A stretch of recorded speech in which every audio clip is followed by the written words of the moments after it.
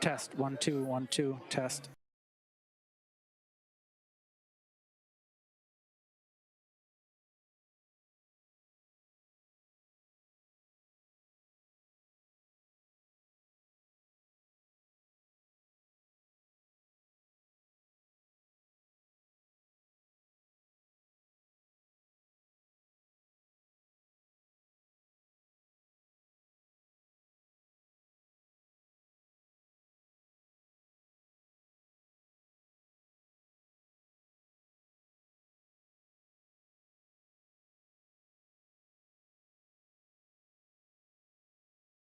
Barron County Board of Supervisors for Test, Monday, 1, 2, 3, September 4. 11th, 2023 into order. And I'd like to, everybody just Test, take a test, moment of silence for, test. if you remember 22 years ago today was a terrible day. So if we just take a moment, please.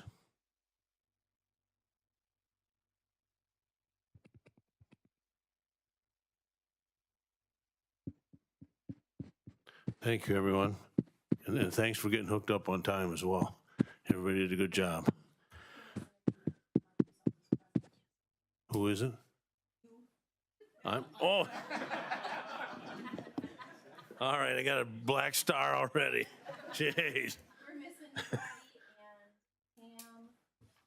It says on okay. You got to hit it, though. That's what I did. And then Jerry, Stacy. Nope, Stacy Newman, sorry.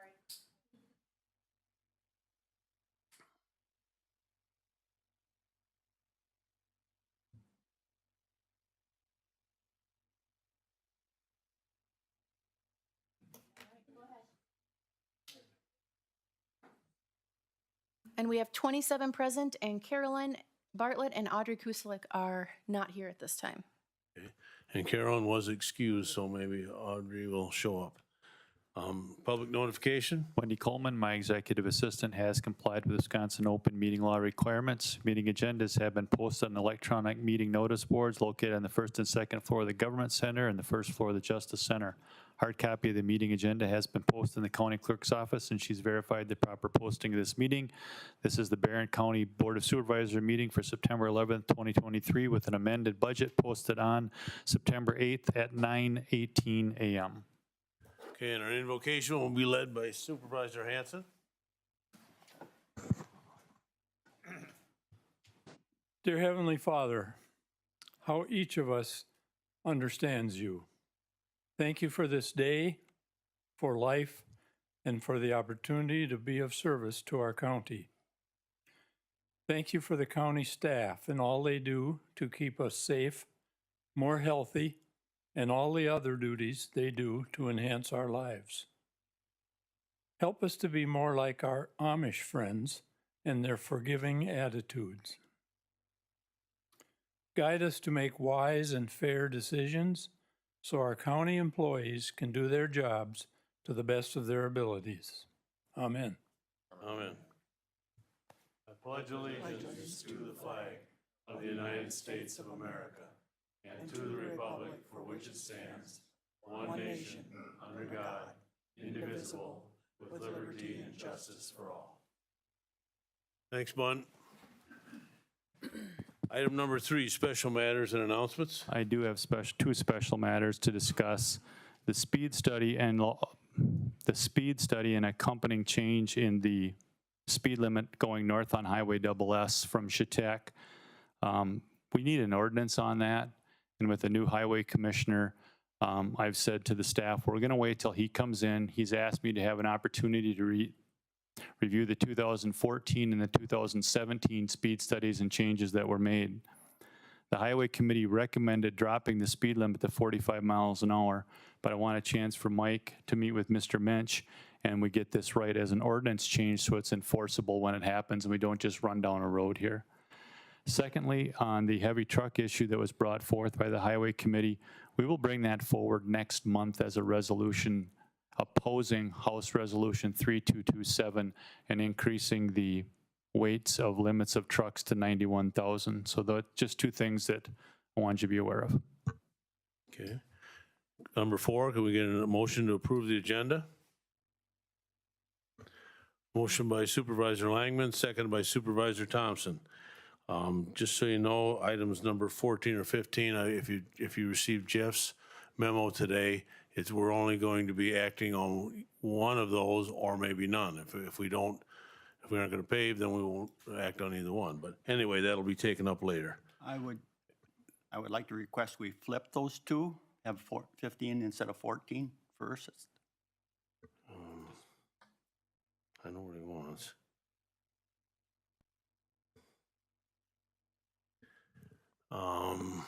Okay, yeah, I guess again, I'm gonna explain anyway, so you're gonna know ahead of time what happens. So what you wanna do is 15 will become 14, and 14 will become 15, That's what I would like, yes. okay? Then I need a second on that. You do? No, so we got Fran and Mar, but then he wants to amend that, so. It would be an amendment, and you need a second to Yeah, the amendment. right, we gotta do the amendment first. So Stan wants to amend the agenda. Can I get a second to that amendment? Seconded by Supervisor Gores.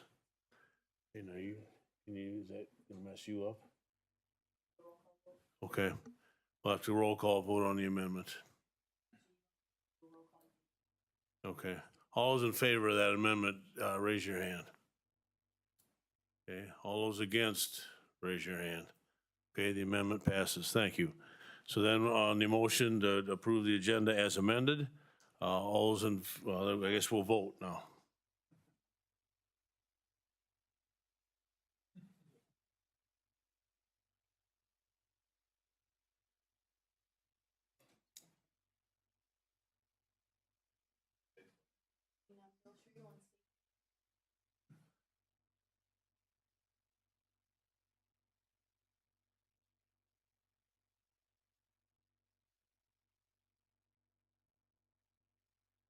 Okay, that's 27 yes, 2 absent, so that motion's carried. Item number 5, approve the minutes of the August 14th, 2023 and August 21, 2023 minutes. Motion by Supervisor Cook, seconded by Supervisor Heller. Any concerns or questions with the minutes? Seeing none, let's vote.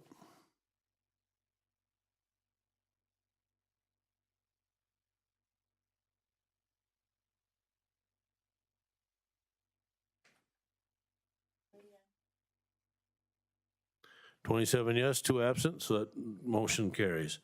Item number 6, public comment. We have two of them this evening. The first one, when I read your name, would you please come up to the podium?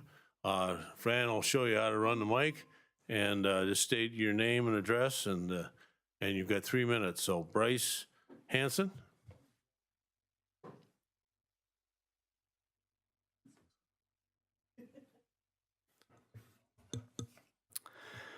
Good evening, Mr. Chair and Supervisory Board members. Bryce Hanson, Prairie Farm, Wisconsin. I want to thank you for your service and of your service here to the county as well. I just want to speak on behalf of the resolution for the Ann Street School property. Just reading over the resolution, I see that it states that your intentions are to provide a sale to the city until December 15th, and then if they do not purchase it, then take it to auction. I would just ask that the board consider a public auction first, but structured in a way that the city can still participate and bid. That does 2 things. If the city does purchase it, it's at a fair market value, or $1. I guess I personally don't believe that that's a fair market value of the purchase of that property. The second thing that it does is it also brings the possibility of that going to the tax roll and to the general public, and then it'll be onto the tax roll, and that would give income to the county for many years to come. And if it was sold to the city, I don't have any I'm glad to see that it goes to the city if that's the choice, and the city can buy it. I'd support that as well, but I guess the question is the fair market value, and at a public, transparent auction, is going to be the best way to price discovery of an asset. And so the last question I would have for each one of you is, if you own that individually, would you give that to the city for $1, or would you try and maximize your return? And on behalf of a taxpayer in Barron County, I'd ask you that you maximize the value of that to be fair to the general public. Thank you. Thank you. Tom Koss.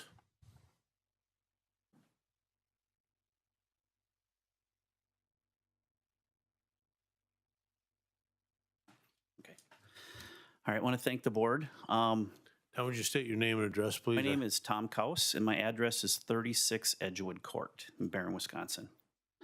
And I want to thank the members of the property committee that I did talk to that did answer my questions, and shame on those who lied to me and didn't answer my questions. But it's in regard to the Owen Anderson gun range and the restrictions that we have on there as far as the hours. And my question to you is, how long has that gun range actually been there? I can't find a single human being that remembers it not being there. All right. And it's been a gun range the entire time, open to the public without restrictions until just recently. And so basically, you have it closed on Monday and Tuesday. It closes at 6 o'clock during the rest of the week. And so basically, a working person can't even use the gun range during the week because I can't get off at 5 o'clock and make it down there. So that pushes everybody into using the gun range on Saturday or Sunday afternoon. And when you go down there to use the gun range, you're waiting in line for hours to get a bench open because of the restrictions on the hours and what we can use it for. And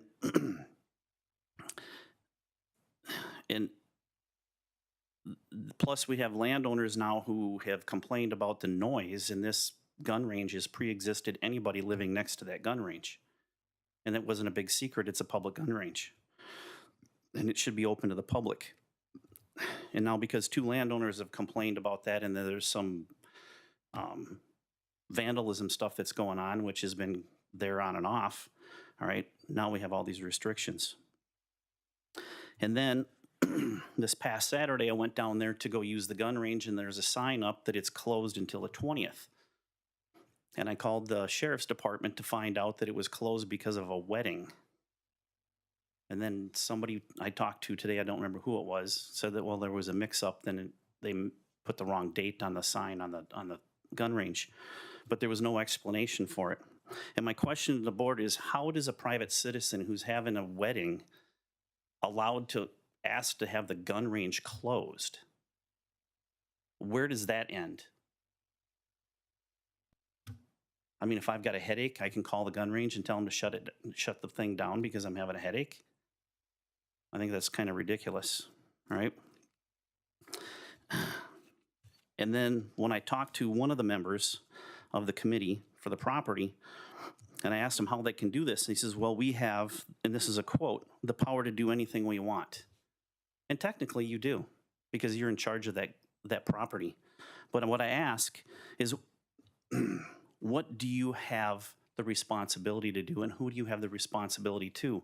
Adjacent landowners or everybody in the community that uses this public range? And then the other thing is, what is the responsibility of the board to the public that uses this gun range? It is to allow people to have a safe place to shoot their firearms. And by definition, 3 minutes are up, sir. all right. And I want to thank you for your time, but I would like you to reconsider the hours and the use of how that is monitored. Thanks for your comments. All right. Item number 7, the progress update on the highway facilities. Matt Kaiser is going to give us that information.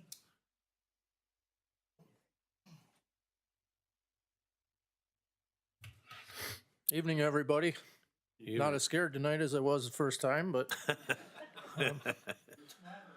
yeah. So I'm happy to say that everything is going very smoothly over there. I'm holding a weekly contractors meeting with the help of Lance and Jody. All of the contractors are meeting. We're going over where the progress is, what's work is left to be completed, the time frame of where we're at. I do a daily walkthrough of progress as to what's happening, what's left to be done, talk with the contractors that are on site working so I can have a better handle and flow how things are gonna wrap up here, hopefully. I would say we're probably 95 to 96% on the completed side.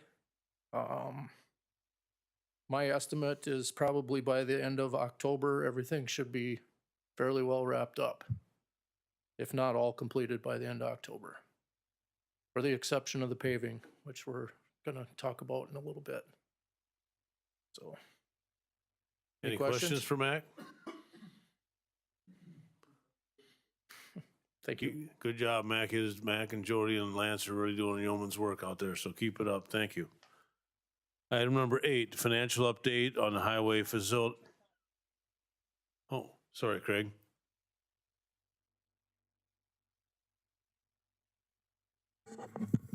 Are the contractors responding to punch lists and taking care of things? Okay, that was my question. Thank you. Okay. Item number 8, financial update on the highway facilities project. Jody? Okay. In your packet, you have financials through the end of August.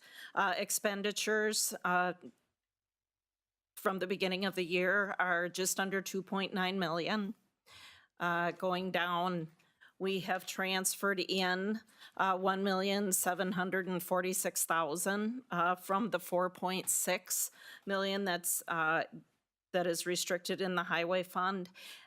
So we're looking at a balance of cash on hand of 2.1 million. You can see so far of the 4.6, just under 2.5 million has been spent, or 54%. So, you know, it's over half gone. 2.1 million still on the books. Any questions? I ask this every month, so we're looking at 750,000. How we get that tonight, That is not included in there. that's not included. Right. Of that 2.1 million left, is it enough? Are we going to exceed? If I had to, it's right on the bubble constantly. Things change on a daily basis. Some of the things that transpired today lead me to believe we'll probably exceed it. But we will not exceed it without the confirmation from this board. Right. And So if we're going to exceed it, and we know we're going to exceed it, we're going to be here telling you why. okay. Yeah. So the 750 is not going to count against the 4.6, but Correct. it does count in the overage. So we're going to go from 4.6 million to 5.3 million. We're already there, yes. Okay. Supervisor Taxtell. Yeah, how much is left in the highway fund balance? Because I know you were saying there was no money left for snow plowing till the end of the year.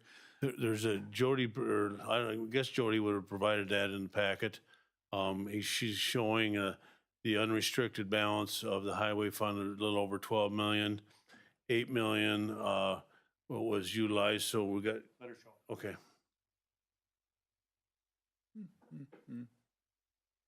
Sure. That was in the packet too. So. Okay. So in the financial statements, the way that it looks is this section right here. This is as of 12/31/22. So it shows net position at about 25.5 million. Of that, about 12.6 million is tied up in capital assets. We have some we have to report with the Wisconsin retirement system of those highway staff. And then the unrestricted is, 12.4. But the thing is, being unrestricted, that does not mean that it's just money that's just sitting in the pot that's just available for anything.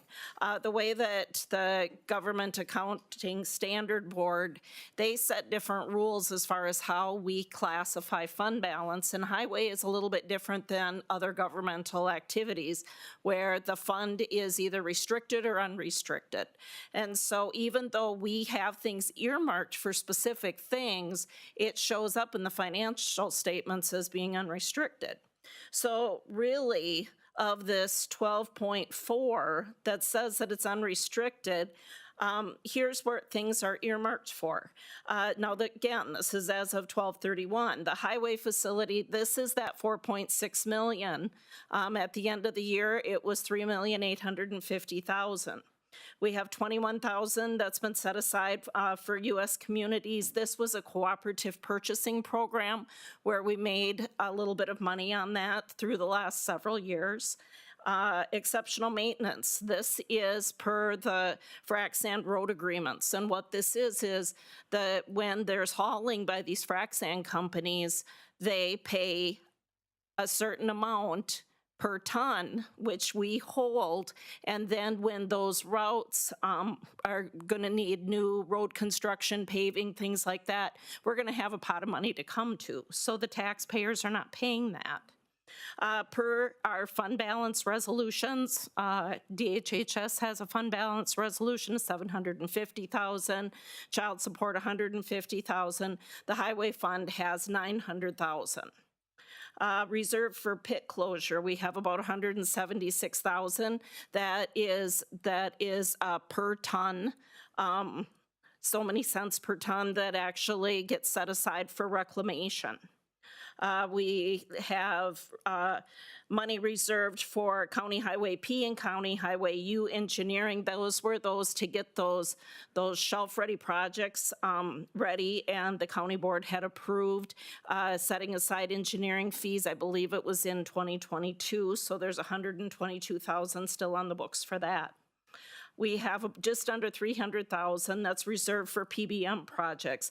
These are performance-based maintenance projects that are lent out from the state. Sometimes we under-recover, sometimes we over-recover, and so we have this pot of money that we can go to. The PBM projects are going to be going away in 2023, I believe. And so with this, the philosophy has always been that if we do spend any of that money, we're going to use it for something that benefits the state, because these were state jobs that were done where that money came from.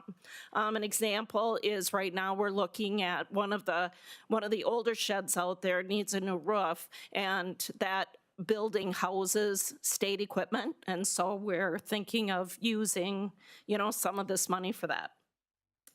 The $23,000 is a contribution from the state, and that's more of a capital asset type of thing where we have worked with the state in purchasing a piece of equipment, and so this gets adjusted each year with depreciation.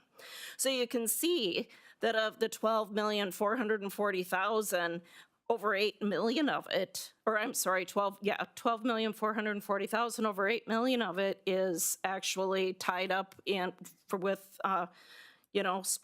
specific uses. So that's leaving us then with about $4,362,000.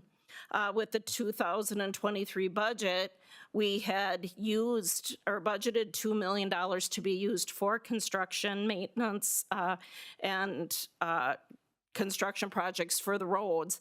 We've scaled that back just based on the $4.6 million that had to be tied up. But then we've also proposed another $1 million of that to be used with the 2024 budget, which is, again, we'll be watching fund balance and may have to scale back with that as well. But you can see that at the end of the day, we're sitting at less than $2 million.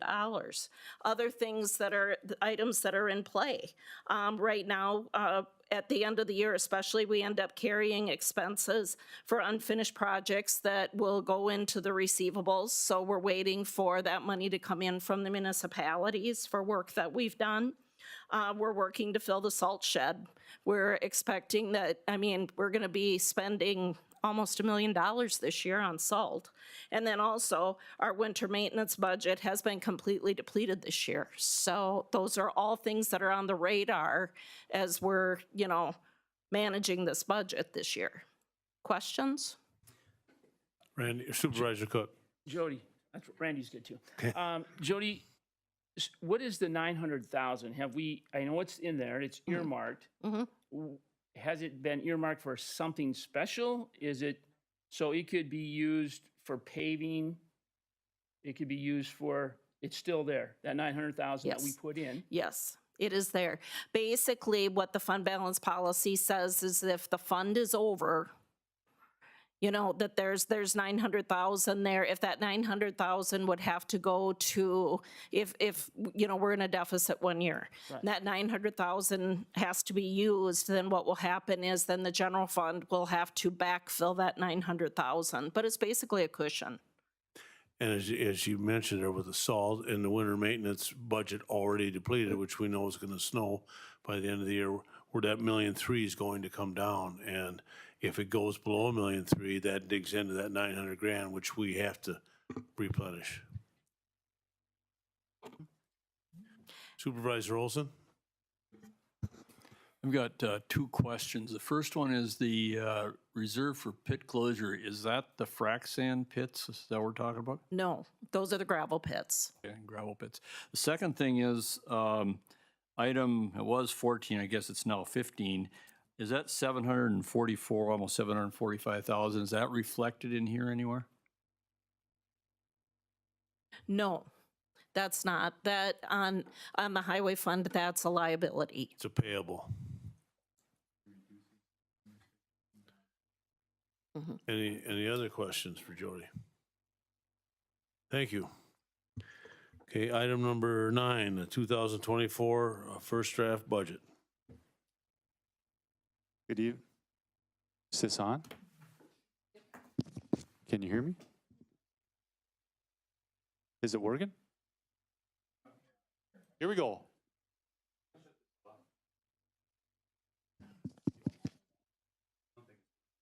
Test. Okay. All right, we're going to look at the first draft of the preliminary budget for 2024. We don't need to do anything with this, but here we go. Our youth today love luxury. They have bad manners, contempt for authority, disrespect for older people. Children nowadays are tyrants. They contradict their parents, gobble their food, and tyrannize their teachers. Socrates, 425 BC. The Homo sapien lifestyle has not changed. Libraries.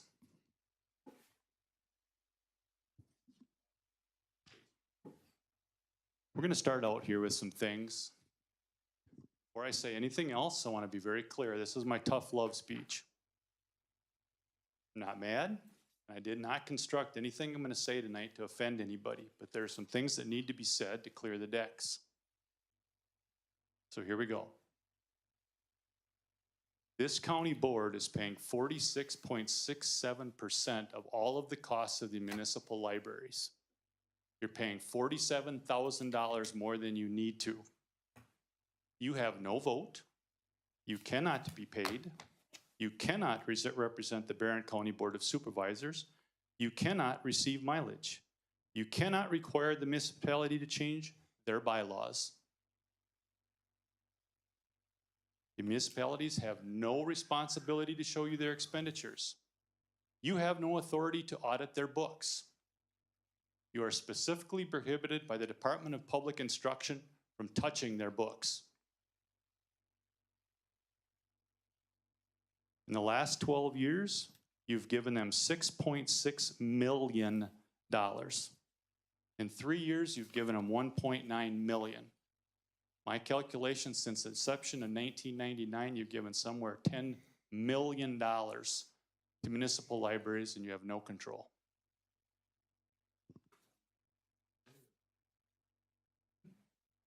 My recommendation, you pay them the state minimum. And when the law changes and you get a vote, and we get 50% of the vote on their boards, we'll go above 70%. And we're not going to do the legwork. You do the legwork.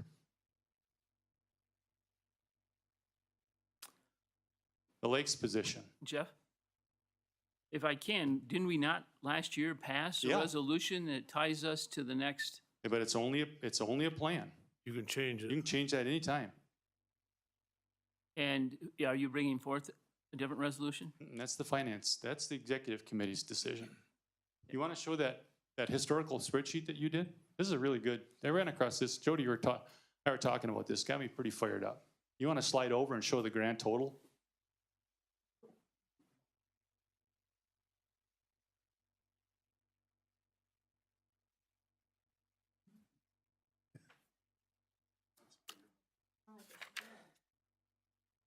So there's your 6.6 million right there. This started in 1999, I believe was the first year. It could have been 1995 or 2000, but it's been about 23 years. Smidge here, smidge there. I mean, what's $500,000 among friends? All right, the Lakes position. Put on the personnel changes, will you, Jody? Okay, the Lakes position. I have no issues with this. I just want us to ruminate on this. I want us to cognitively look at this and realize we're doing work for other municipal governments. Okay? These lake associations can be districts. They can do the taxing authority. We're going to tax for this. We're going to put this person in place. We're going to collect the taxes. That's fine. But let's at least have the discussion that we're doing the work for somebody else and that we can learn from our dog deputy. It's the same thing we had when we did the animal control person. I made a very vivid, your best friend, Mr. John Slake, that the way to do this, back when we did the dogs, was go around to all report Form As of all the municipalities and say, what you spent on animal control, we're taking. That's a transfer of services from them to us, gives us more levy limit. Here, we're not gonna do that. We're just gonna take that on. That's fine. But understand what we're doing and just want your eyes wide open. Enough said, could say a lot more on that, but I'm gonna let it drop. Show the contingency fund, please. Over here, you're going to see a change of $48,757 to fund 36 hours of administrative assistance in extension. Great. Committee decision. It's not about me versus Lori, Lori versus Jeff. We had a great discussion. We agree to disagree. We're still friends. I support Lori. Lori's went to the state and said, look, we need a shared position between Burnett, Washburn, Sawyer, and Barron. You need to pay 60% of the cost of this. We'll pay 40% at the county level. She's been turned down. I want us to think about some facts. According to the recent Legislative Audit Bureau, by the end of this year, or the end of the fiscal period, I think it's the end of the year, but we'll be a little gracious, go to the end of the fiscal period, 6/30/2024, the state of Wisconsin is estimated to be sitting on in excess of 9 billion, with a B, billion excess dollars. Let's put that in context. You could take the entire budget of Barron County and put in their surplus for 127 years. Just the recent projection of revenue increase just increased. You could put the entire tax levy of Barron County of money left over. They could fund 2 administrative positions in every county and have $10.5 million left over. They're expecting in excess of $20 million of excess revenue. Just want to bring that out. All right, let's talk about budget results. Let's look at what we've been over or under. You have a question right now, Supervisor Cook?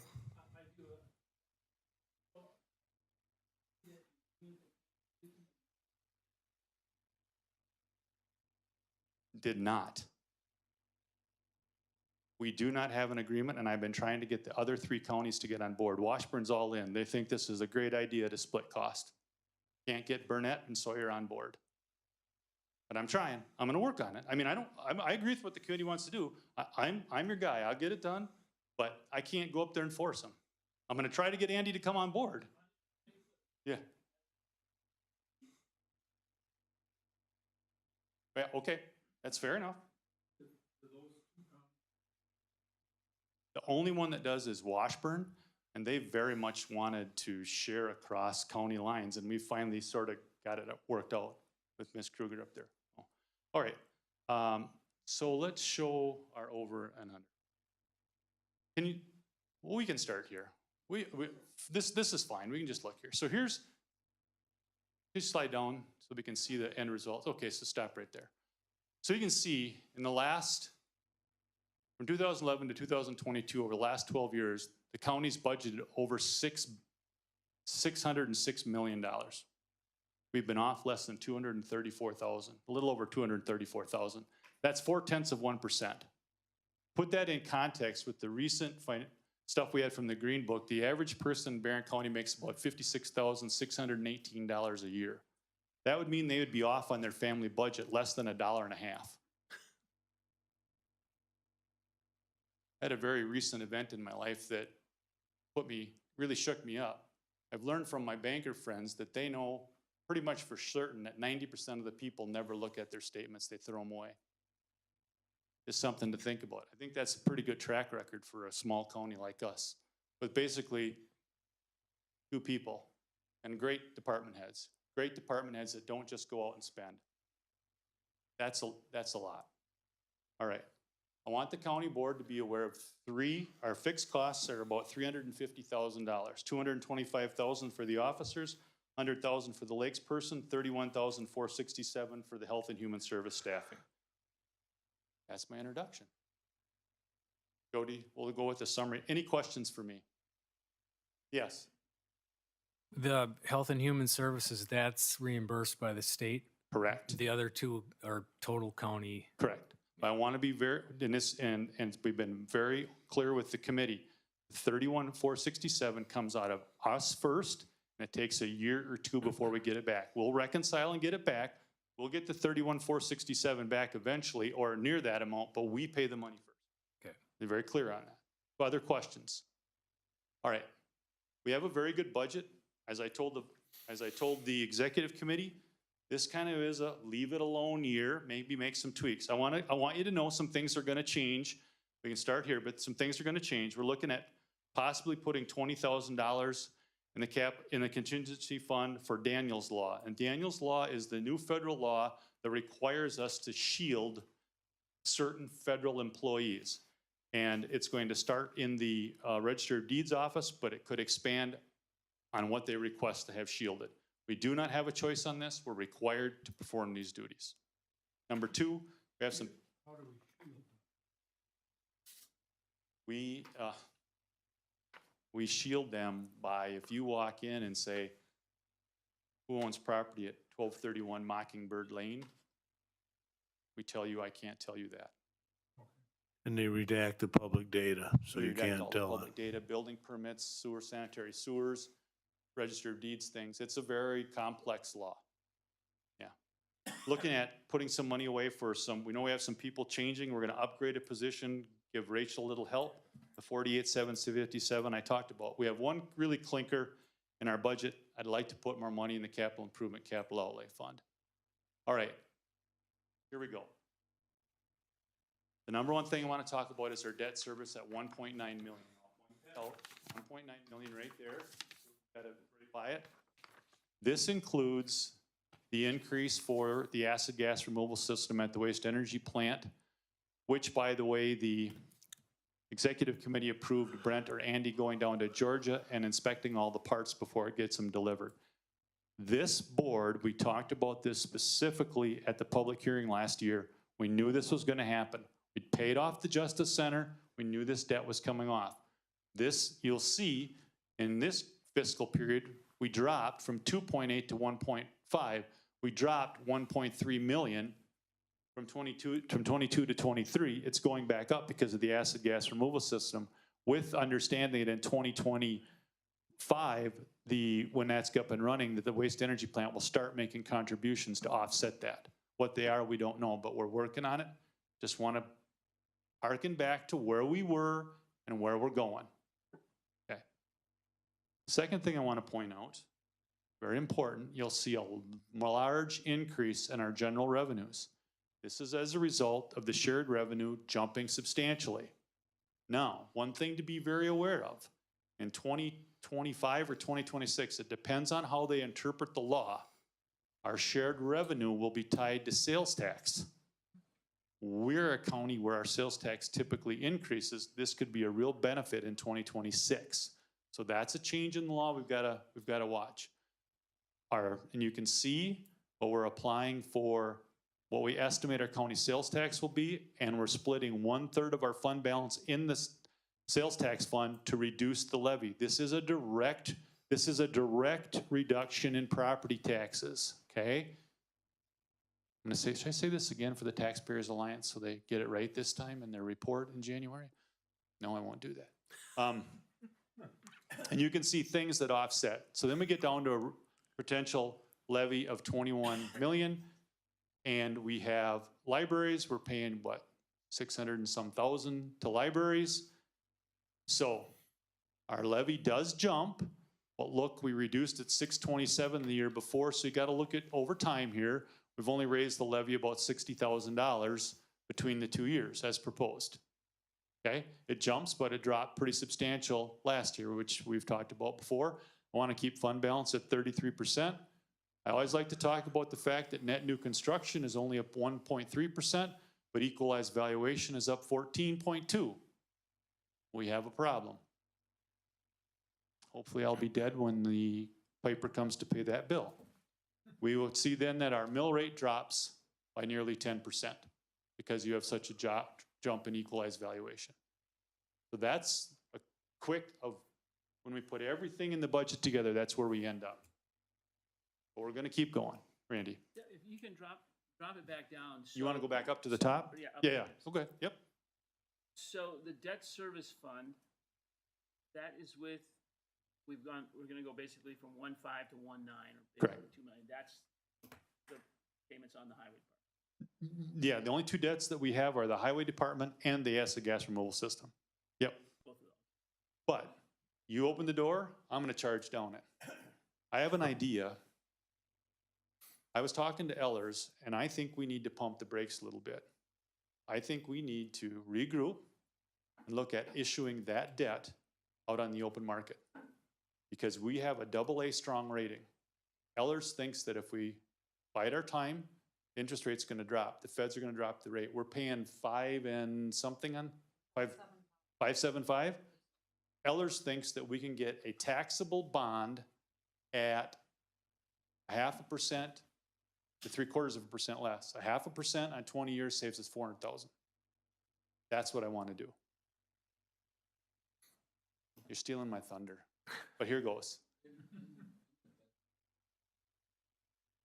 It is. So one thing I just came up today, thank you very much. Yep. Some things to think about here. We could go back, take a hard look at that 4 million out at the waste energy plant, issue a taxable bond over 20 years with a 10-year callable note, and save some money. When it comes to some of the things like the campus and some of these other things, we have a very strong bond rating, and I'm not for issuing money, but I think we can save money by getting away from the state trust fund loan, going to Ellers and issuing it in the open market. And I think that's something we should take up as an issue after we pass the budget, because I don't like bond issues parts of budget, because then sometimes only takes simple majority, and I don't like that. I'd like to get a 3/4 vote on that. So that's down the road. Next page. Let's go on to the positions. And we just talked about this. Obviously, the Health and Human Services meets on the 25th of September. They're between 2 and 3. I appreciated this discussion. The Lakes Conservation Technician was recommended by LCC Extension. This is what it's gonna cost us. Jody, I want you to know, I did not put the patrol deputies in. I don't wanna muddy the waters up. That ship sailed. That's behind us. We're moving forward. We're going this way now. Questions on that spreadsheet? Questions so far? Next one, Jody, would be two officers. They're already in the budget. No, exactly. We don't have to show them. All right. I do want to talk about one thing that I talked to the executive committee about, and I don't think I quite explained myself, so I'd like to try one more time. We have the 415,935. That's looking at a 6.8% increase in our self-funded health insurance, which, by the way, is double digits less than anybody who's fully insured in our area. What I told Tim Deaton to do was the $300,000 of ARPA money that we put away for Ann Street School. What I asked Tim to do was look at that money and see if you can leverage that $300,000 to get us a 2 or even 3 year fixed rate on our stop loss insurance. If we, for example, if we would raise our stop loss to 125, that almost equals a 1-to-1 loss ratio of high claims that we have in our self-funded insurance. So we give them 300, We save 125, maybe, or we do the 300, he uses part of that, and he gets us a fixed rate renewal for 24 and 25 on our stop loss and no lasers, which means if we have a bad year in 24, we don't have to worry about it till 26. See that logic, what I'm trying to do there?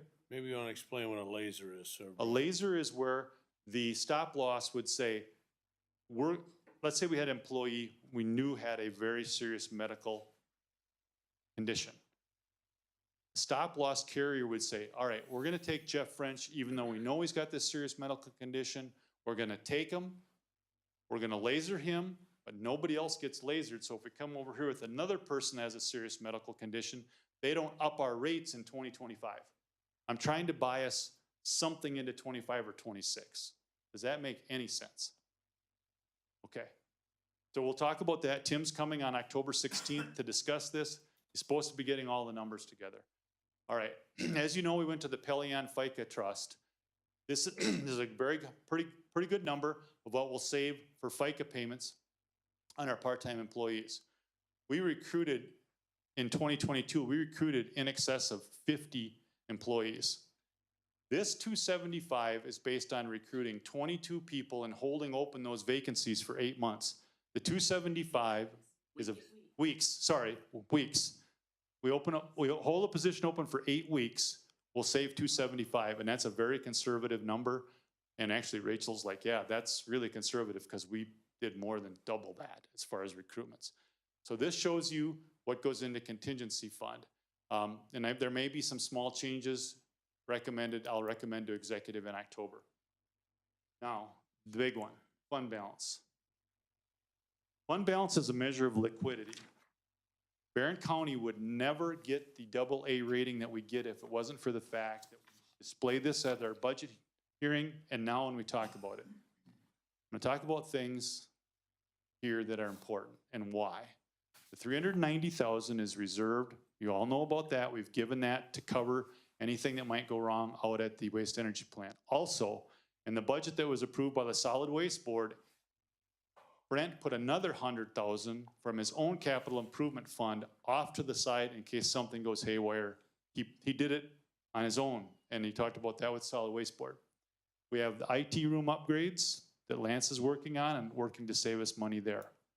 We're applying excess fund balance, 1.3 million. That's to keep us within our fund balance policy, being fiscally responsible.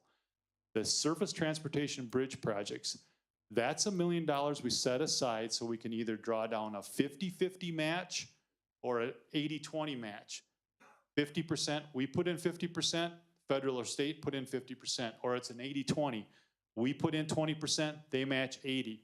That's how we got the Highway T Bridge built so fast. This is very smart. We want to be first in time. We want to be first in line when these projects come up. And I've already talked to Mike about this. He's very happy to see this. He did not have anything like this at Burnett County. I describe this very simply. It's like Palm Sunday. We want to be the first person in front of the state or feds with our palm out first to draw down that money. It's very important that we do that. Okay, again, questions. Again, just where we're at. I'm not going to be recommending a lot of tweaks. This is pretty darn solid budget. All right, Randy. I hate to keep asking questions. So, and I get this 33%, and you talk about AA rating or whatever our bond rating is. If that goes to 31%. Probably not a big deal. You get less than 30. I mean, if you're going to, for example, if you were to do 750, I would still notify Ellers tomorrow morning because it's a measure of liquidity. And if you ever go out, they always look back 2 years where your fund balance policy has been and what you've done with your fund balance. And I'm going to jump ahead a little bit then. So do we know we've got several months left? We have a projection where we're going to end in terms of either revenue and expense on December 31st. Are you comfortable that that's within your 4.04%, or could we be higher? The only overrun that I know that's happening isn't. Yeah, overrun both revenue or decrease in expense. All right, I have nothing that I could honestly say, and I'll defer to Jody in just a minute, where I know that the revenues, we're gonna have excess revenues. We do know that the Health and Human Services, we've been talking about that, they've had some expenditures that have been unusual. But Health and Human Services always goes that way, folks. They'll go 8 or 10 years, everything's fine. Then they'll have a year or two where they get hammered. We're just gonna have one of those years. And I think you're about 300,000 that might come out of the general fund to cover those. Jody, I'm gonna defer to you now. I can't think of anything. I know interest is up, but I don't have any specific numbers to give you right now. I'd like to be. By in that you mean interest income? Yes, for like our interest on our investments. Go back to that budget thing. Let's talk about that. The overdrafts? Yeah, right here. The government financiers office, the government finance officers, slide down, Jody, if you would. Just slide, yep, come down. All right, we've looked at, over a 12-year period, we've been at 0.09 when you throw some things out. The Government Finance Officers Association says that if we applied for the CAFR award, we would get it because they look at 1 to 3% as being in the lane. We're at 0.09%. So we're way above what the national average is. Answer your question? Yep. All right, let's go back to the. Looking for 750,000. Well, here's the deal. If I can give you part of that back if we refinance the acid gas, I can give you 400,000. I can't use the 750, but I can get you 400 conservatively. You give me 400 there and 2% off of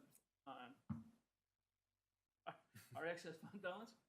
Drop from 33 to 31, I think we get there. Okay, but I want opportunity to refinance some of our other debts next year because I think if the feds drop their rates, I think if we would get ourselves organized on 1/1 and the board would say, give it over to Ellers and say, when you say the interest rates drop, we'd like to borrow money for the campus and maybe for the Sally Port.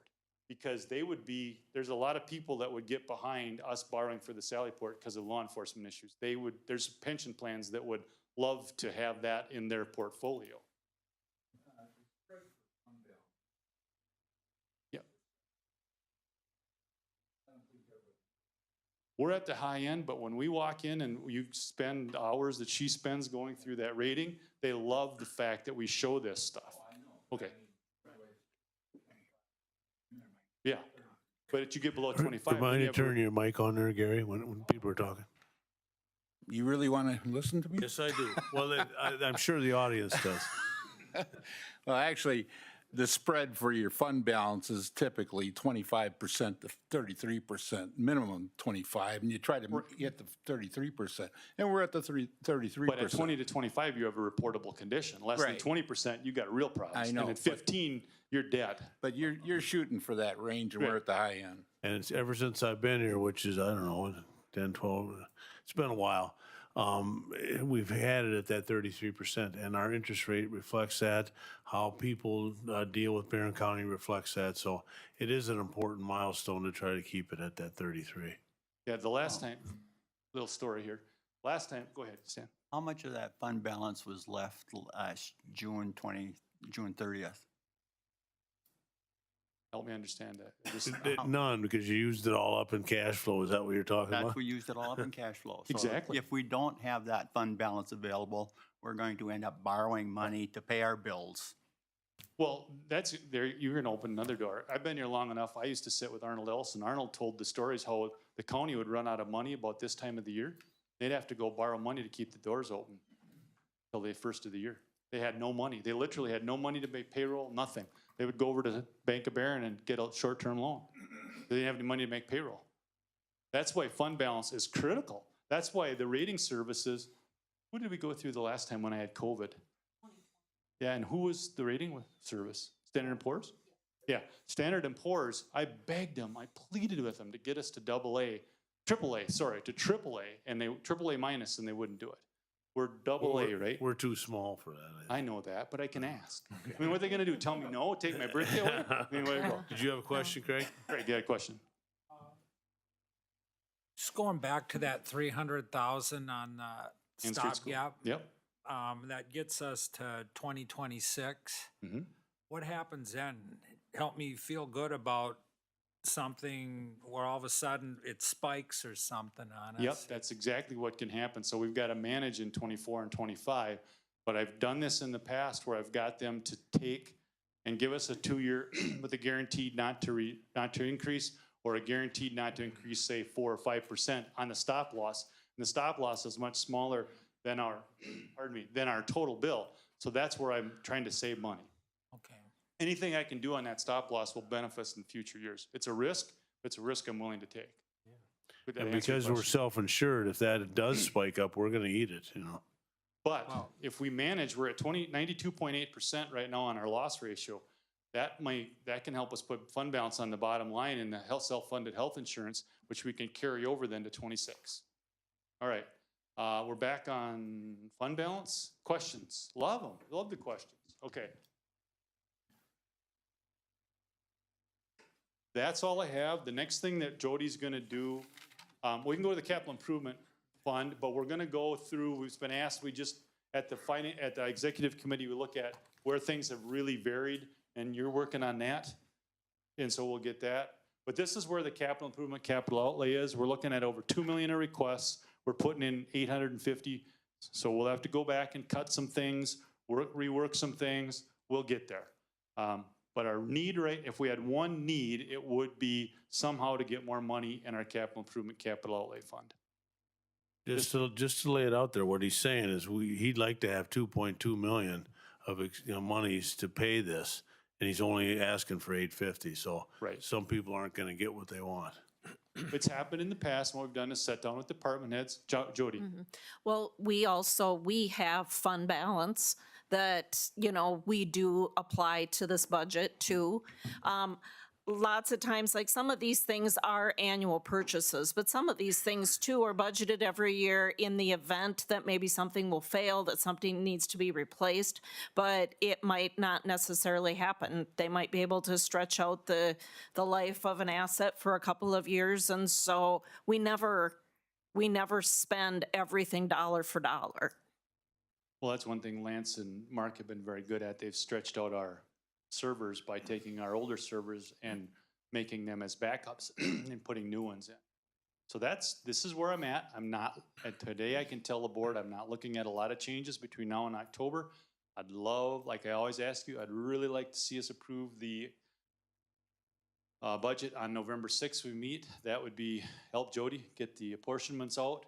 So again, questions, concerns, comments, snide remarks, go Packers. Mad at the Badgers, they kind of fell apart. What was UPS Systems for the 72,000? That's uninterrupted power supply. So when we're sitting here working like it's happened the other day, bang, everything goes off, we don't lose everything that we're working on.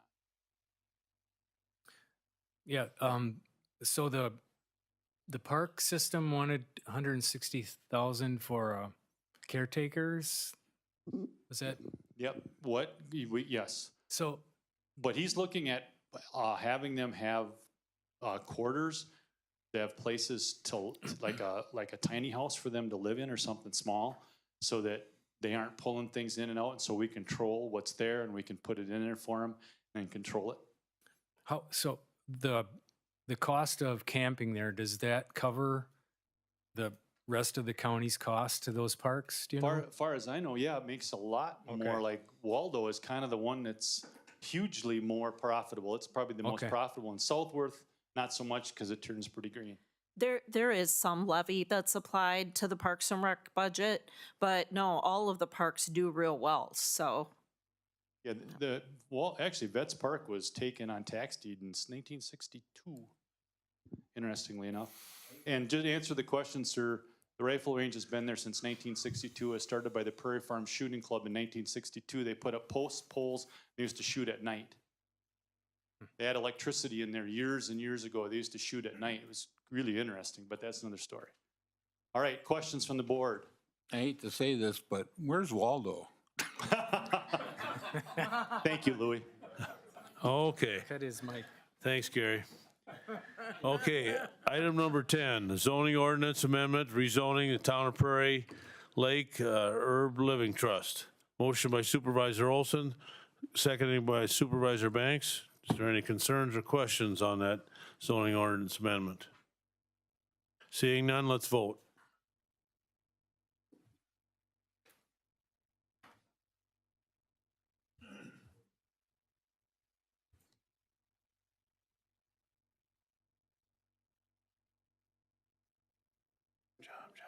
Thank you. Thanks. 28 yes, 1 absent. So that amendment carries. Item number 11, zoning ordinance amendment, rezoning, Town of Cedar Lake, Laura M. Miss Bergman. Motion by Supervisor Heller, seconded by Supervisor Cook. Any questions or concerns with that amendment? Seeing none, let's vote.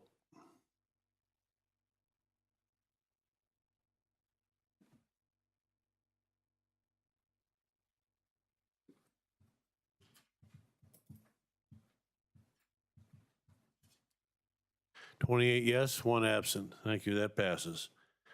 Item number 12, resolution, disposition of Ann Street school property. You want me to say something about that, Supervisor Heller, or do you want to take the ball on that? Maybe I'll just say what happened. I happened to attend that property committee meeting and had a realtor there who gave us basically 3 options for that Ann Street property. One was to demo it and demolish it and then sell land, which would be a net loss to the county. The other one was to auction it, but it does have some mold, asbestos, and insulation problems. So we thought we could maybe auction it, but you don't know who or what's going to be in there. So the property decided, the number 3 was give it to Rice Lake for $1 if they want it. And then if they don't have it decided, I think by December 15th, then we will auction it off. You have anything more to add, Dana? The only other thing was that initially when we first had the property, there was a section of land between Ann Street School and the river that was supposedly part of the county. When it was checked into, that part of the land is actually owned by the city and we were taking care of it. So the value of that was different because now it's completely landlocked, surrounded by city. So that's what led us to look at the actual value, how much it costs us to HVAC it for the next however many years or this year. And that's what made us look into getting a second opinion from someone as to what our next options are. Okay, we got a motion by Supervisor Gores, a second by Supervisor Heineke to approve this resolution. We question by Supervisor Moen. Yes, you said that we are willing to give this to, or sell this to City of Rice Lake for $1. Yeah, that's that what the would be- resolution has. Yes, yes. And I'm wondering if this is the same, Rice Lake is the same good neighbor that told us that we can no longer use their oil deposits. We had an agreement Same, with it's them the same once. good neighbor, The yes. same good neighbor. Yes. Okay. So Supervisor Efforts. Yes, at the property committee meeting, we weren't told that if we sell it because of the asbestos or mold, that would come back on us. Is that the case or not? Not if it's disclosed, no. Okay, so we can get money for it other than $1 if we put it up for auction. You'll get whatever the highest bid is. Okay, thank you. May I say something? Sure. Bill, I disclosed when I met with City of Rice Lake, the asbestos, that the north wall needed to be completely rebuilt and that the HVAC was not suitable for summertime or air conditioning. They've emailed me today. Their structural engineer is scheduled to go in on Thursday and look at this property and see if they're interested. But when I met with them, they had schematics of keeping that building and building at the Tate Field there, and it would work for their project. So all I'm trying to say is tell the board is what I have today. They seem to be interested in taking it off our hands. Supervisor Langman. Well, I think it's kind of, we're doing things kind of backwards. I mean, it is county property and we should get every bit that we can. And it seems like this is in reverse. I guess I've never heard of somebody taking the lowest bid first. Thank you. Supervisor Vaughn. I guess I have similar thoughts to Supervisor Langman. I'm not sure why $1. We're looking for $450,000 for paving, it seems like we could get more than $1. Supervisor Cook. I do think we have a fiduciary responsibility to get as much money for that building as we possibly can. I mean, the taxpayers are who we answer to. Here's what if this is true, I heard they offered at one time to swap their senior citizen center, their current senior citizen center for this building. Is that true? We do not want their senior citizen that's in much worse shape than Ann Street. We told them no, the place has fallen down. That's why they want to get rid of it. They were putting in put millions in it. To my point, they have interest in this building and they should be able to compete just like anyone else for that building. They should, I mean, I think Carolyn brings out a good point. I mean, is it a good neighbor? I mean, it seems like when we were talking about highways, plowing, up and around, we always run into something. But that aside, we have a fiduciary responsibility to get every dime that we possibly can for taxpayers. The other thing that we had people, I was told, that we have had people approach us to buy that building and we deterred them. I don't know anything about that. I've shown it myself personally. I know Dave's shown it many times. I can tell you 100% of the time I've showed the people, they came in all full of spit and vinegar, and when they find out all the problems that they have with the building, they walk away. It's either too big, most of the times it's too big, and most of the times they do not have the money. I mean, we gave it to Chick Feather, he showed it to 9 different people, and all of them came up with the same conclusion. You can't rehabilitate this thing and make it cash flow. And to my knowledge, that is not the case in the statement you made either. But okay, but the city's somehow going to figure it out. But then, the city's not going to renovate it. The city, when I met with them, they're going to use it just for a training, as is, where is. They know about the asbestos on the tile and all the problems, and I don't think they're going to disturb it. I mean, Dave Armstrong and I have showed this to multiple people, individuals. Everybody wants it until they dig into it, and there's only 3 acres. There's only a small oval football footprint there. You own from north of Ann Street to just north of the school, and you don't own all the way to the river. The west side of it is floodplain, so it's unusable. There's not a lot of land there. When we originally thought that it was worth $1 million or so, Mr. Mensch recommended we do a 60-year title search, and in that 60-year title search, we found out that we don't own all the way to the river. So it's landlocked. I personally, if you want to put it up on auction, that's great. I don't have a dog in this fight, but we've tried and tried for years to show it to people, and nobody has come up with any money. well, I do think an auction would be a legitimate first step. I agree with Fran and others who have mentioned that. And everybody will get to vote and express their opinion. Supervisor Turcott. How did we acquire the building and what did we pay for it back? This was the Stout Normal School going back to 1900. My grandmother attended college there. There was actually 2 schools, I'm told, and you go west of there was a bridge that crossed and went to the other side. That school, there's a picture of it up in my office, that was torn down, and in 1962, Barron County built the new normal school. It was subsequently given to Wisconsin Technical Institute, and in 1978, they closed it down, and it was given over to the Rice Lake Public Schools from 1978 until 2019, and then they turned it back to us. We've not spent any money on it from 78 till now. Except for, heating. Yeah, now we've spent heating and cooling when we got it back from the Rice Lake Schools, but the Rice Lake Schools always has maintained it from 78 on. Supervisor Efforts. Yeah, I think it's worth a try to put it up for auction. If Rice Lake can use it and they want to bid on it like everybody else, that'd be fine. Yes. Supervisor Banks. You're on the list. Oh, you're off the list. Okay. Supervisor Taxtell. So if this is voted down, the next step would be what? Probably to put it up for auction. Okay. Or somebody could, you could move to amend the resolution to flip-flop or to take out the offering it to the city of Rice Lake first and just have it to auction. You could amend the resolution that's on the floor. Supervisor Thompson. Have we got a saleable piece of property if it's landlocked? How are they going to get to it? Chick said that he thought the most we'd get for it on an auction is 125. That's what he said would be, in his opinion, the maximum amount. It's on a public street. Yeah, Oh, it's on a okay. public street. Yeah, there's a ball field across from it, and, you know. Supervisor Gores.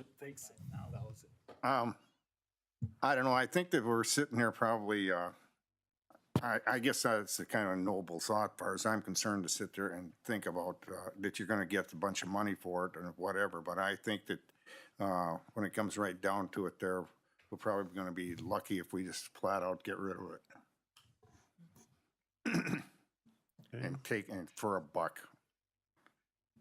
Supervisor Patty Anderson. I just have a question. With all the people that have seen it and looked at it, has anybody even made an offer? No. That's my point. Okay. Supervisor Heller. The other thing that we can't control, they have a reason that the city of Rice Lake wants it to put something that's going to serve the town there, the city of Rice Lake. When it goes up for auction, you don't know who may buy it and what their purpose might be. And it's next to ball fields, right down from the Dairy Queen. It's a nice area. Depending on what goes in there, it could be a deficit for what it's going to be. At least this goes to the city and has the opportunity to have the city control it. Supervisor Newman. Yes, has anybody had a licensed auctioneer come and take a look at it and give their opinion, being that they do this by day, as to what they think? I don't know, is that Chick the- Feathers a licensed auctioneer? No, he's not. Okay. Yeah, I guess not. I'm sorry, what was that? Chick Feathers gave a presentation to the property committee. That's how they came up with the He recommendation. listed 5 or 6 other properties that he sold like this across the state of Wisconsin, and that's where he came up with what he thought was the estimated value. There's a difference when something's auctioned versus when something is sold. So I recommend to get a second opinion. It's kind of like getting a second medical opinion. No harm, no foul. I think you'll find an auctioneer environment. We wouldn't auction through an auctioneer. We'd put it on the Wisconsin State Surplus. I would, if that's what the will of the board, I'm going to recommend you go back to the property committee and let them do it through an auction and put it on Wisconsin Public Auction so it's available for anybody. That's monitored across the nation. And based on the discussion I'm hearing, that might happen. Supervisor Cook. Yeah, I heard the argument, actually read Mr. Feather or whatever, Featherly or whatever his name is. I did read it. The argument that someone may buy it and be a bad neighbor. We have, the city of Rice Lake, I'm sure, has ordinances. I'm sure that they're protected from a really bad neighbor. Because if that's not the case, if the case is we can't sell it because you're going to get a bad neighbor, Barron County should start buying up every house in Barron County, because there's, bad neighbors, which makes no sense at all. So I think we either vote this down or we amend it to auction. I'm hoping if you vote it down that we do that rather than fooling with the amendment, because that screws up everything here. If you're going to vote it down, and send it back to property. Supervisor Taxtall. That's what I was going to ask. I would amend the motion, but if it's easier to vote it down, I'll vote no on it. Supervisor Patty Anderson. No, he's just talking. Just talking. So when we have committees and the committees hash everything out, aren't we supposed to take what the committee, because they're the ones that have hashed it out before they bring it to us? That's true, and but once in a while, this kind of thing happens. We have the ability as a full board to override that committee. It's something you don't want to do on a normal or routine basis, because the committee does do their hard work and research it. But when you have all the information we presented here today with public comment and the comments that are being made, sometimes that happens. Okay, Supervisor Efforts. Yeah, to try to answer Patty, if we went by that in every committee, we wouldn't need to be here tonight. All we would need is the chairman of each committee to go through the agenda. But that's not how it is. We're all responsible for the taxpayer. So we don't just leave it up to the committees all the time. Right. Seeing no further questions or comments, let's vote.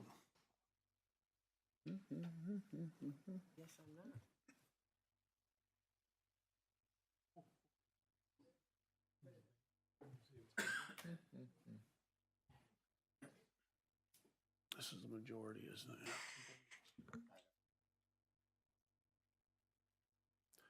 Failed on a majority vote. There was 5 yes, 23 no, 1 absent.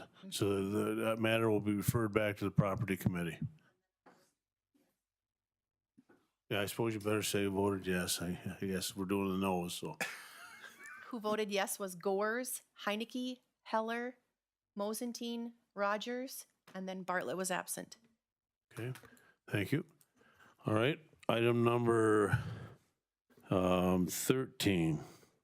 Resolution authorizing the use of American Plan Rescue Plan Act ARPA funds for design plan costs for the University of Wisconsin-Eau Claire, Barron County campus underground heating, ventilation, and air conditioning piping. If you remember in there, the costs are projected at $1,398,000 plus contingency of $139,800, but their design costs are $91,000. So what they're asking for is that we spend $91,000 to come up with a design for that. We got a motion by Supervisor Olson, seconded by Supervisor Wenzel to authorize that resolution. Is there any questions? Supervisor Hanson.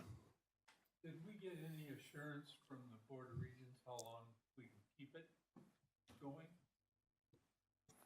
We have a 75-year contract till November 1st of 2043.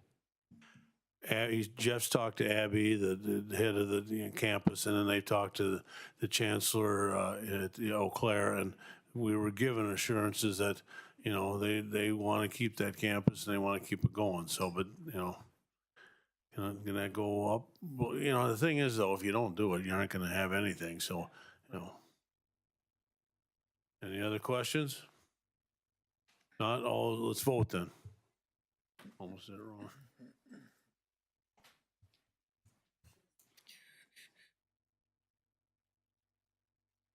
Because I'm going to 14 first. We do need 2/3 vote, and it passed by a 2/3 vote, 28 yes, 1 absent. Thanks, everybody, so that carries.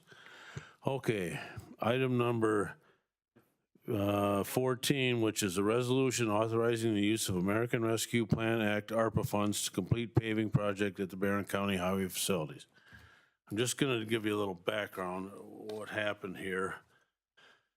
I go by that highway shop and it upsets me every time because I see that gravel sitting there, and we've got a pretty nice facility there, but it doesn't look that nice. And quite frankly, when the highway shop people talk to me out there, they're gonna have trouble this winter when they start plowing. They're gonna be plowing gravel into the drains, plowing it onto the roads. They're messing up that property when we could do at least a minimum of paving to cover the gravel. So I brought it up to executive last Wednesday and said to him, what do you think of the idea of using $750,000 of ARPA funds to pave that? That's the estimate that we were given by Highway Commissioner Survey to finish that, and Nate and Nelson, who's the acting one now, concurs with that. So we've got roughly $1 million in ARPA funds. I propose using the 750 of that. Now, what happens if you do that, because right now we were thinking that $1 million would be used for the UW campus upgrades, which is, I just indicated what was like $1.4 million. So if you allocate that 750 for paving out there, you're taking it away from the campus fund. So then I brought it up to the highway committee the very next day as well. Then I had a conversation, I think Thursday afternoon, with Supervisor Cook, and he also, like me, wanted to see the thing paved. It's a question of how do we pay for it? And most of our conversation went along the lines of short-term versus long-term borrowing. He's like a short-term guy, I'm a long-term guy. But while we were talking, I got thinking about the days when I was on the highway committee, And I remembered, hey, the highway fund owes the general fund monies for all the gravel pits and things that I think was detailed that Jeff sent you some information on today. So I thought, boy, if the highway department owes us some money, maybe we can offset that. Well, lo and behold, I asked Jody how much that was. It was $745,000. So I thought, my gosh, that's a sign from God, you know. It'll be. Not go that far. Yeah, well, just about. And I thought that's going to be an easy thing. I hear we offset the receivable payable. They both come out of capital. Everything's good. So we were all feeling pretty good about it, Jody and Randy and I, and then Jeff got involved. You know, so actually, Charging down another bad road. but so Jody did contact our auditors and ask him, hey, if we do this, is everything cool? And basically he said yes, but on his response, it was yes. So we thought that was last week. Well, then Jody actually thought I better just pencil out these journal entries to see just the effect that it's going to have. And the bottom line is, because government accounting is a little different, it's going to affect our unassigned fund balance. They do offset, but it isn't like what I consider a normal consolidated financial statement with a parent and subs, where the assets of the highway department flow onto the Barron County balance sheet and everything's offset and we're good. It doesn't work that way. So the highway fund will be it'll be a wash. They'll be fine. But by the way, Barron County accounts for that. It will take a hit of $750,000 against the unassigned fund balance. So, no, geez, I'm sorry. I'm telling you about the forgiveness of the one. I'm telling you about what's going to happen in the next resolution. Boy, so the first one is really just using the ARPA money and then realizing we're going to have to borrow down the road for the campus, maybe the Sally Port, maybe we refi the waste energy and long-term bond. So that's the resolution that's up here now. The next one is the one where I was talking about doing the forgiveness. And if we do that resolution, which is now number 15, we will have a hit against our unassigned fund balance. And for all the reasons we talked about in the budget here, Jeff's not in favor of that. I guess I'm not in favor of it either. But it's going to be up to the board to decide. You got really three choices. You take it out of ARPA, you do the forgiveness and hit the unassigned fund balance, or you don't do any paving. What's the fourth one? Yeah, 900,000 plus Jeff can come up with 340. Where's other ways to fund it? He did a marvelous job, but I'll wait till I get to speak. Okay. Is this the motion by Supervisor Buchanan and Supervisor Gores to use ARPA money? Is that what you two are doing? Okay. So Supervisor Cook, you're on. Very good. No, I think Jeff and Jody did a very nice job in the budget. I think we needed to find a way not to use that ARPA money. I am a short-term borrower. That's why we have a line of credit. That's what banking's about. If we go ahead and we take that $750 that we have set aside for the campus, and I only figured a 10-year note, because I'm also not a 30-year borrower, 10-year note, 5% interest, it's going to cost the taxpayers of Barron County $204,589.83 in interest. I don't know how I explain to any taxpayer that I don't like looking at this eyesore out here, and because I don't like it, I'm going to tack on an additional $204,589.83 in interest if I take that ARPA money. That makes no sense. You wouldn't do that in your budget. I certainly am not going to do it for the taxpayer's budget. I do think if that $900,000 is not your tagged, it's not going to hurt us. $750,000 can all come out of there, and we don't have to do the paper exchange. No, but you have to, if the fund balance is depleted under 900,000, you have to replenish it. So And- that'll come out on unassigned fund balance as well. And if that happens, but if and buts, we're candy and nuts. We all have a good Not in Christmas. this year. When you go, excuse me, but if you go short term, you got to have a plan to pay it back. And this year, it doesn't look good for the highway department. Go ahead. Sorry. Right, but short term, I mean, when do we start collecting property taxes and revenue again? I mean, normally if we're going to have issues, it's going to be mid-year. We're not going to have issues in the front, on the front end, because everybody here pays their taxes. I'm simply saying this is a bad idea. We have a line of credit if we need a line of credit. If that 900,000 fund balance, something happens to that, we have options. Jeff has already said, hey, you let me do this, I can refinance, I can come up with 340,000 of that. That leaves me 400,000. So there is a way. I just think capping another $204,589.83 is the wrong message to send to taxpayers on a building that we're going to be 6 million, if not more, over budget on. And then I'm going to take them for another 204,000? I hope they're paying attention, because they should be upset if we do that.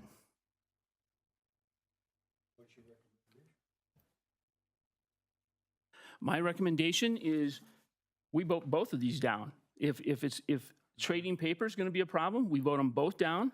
We look at our 900,000. If we have an issue, comes back to this board and we figure it out. 29 people can figure out what we got to do.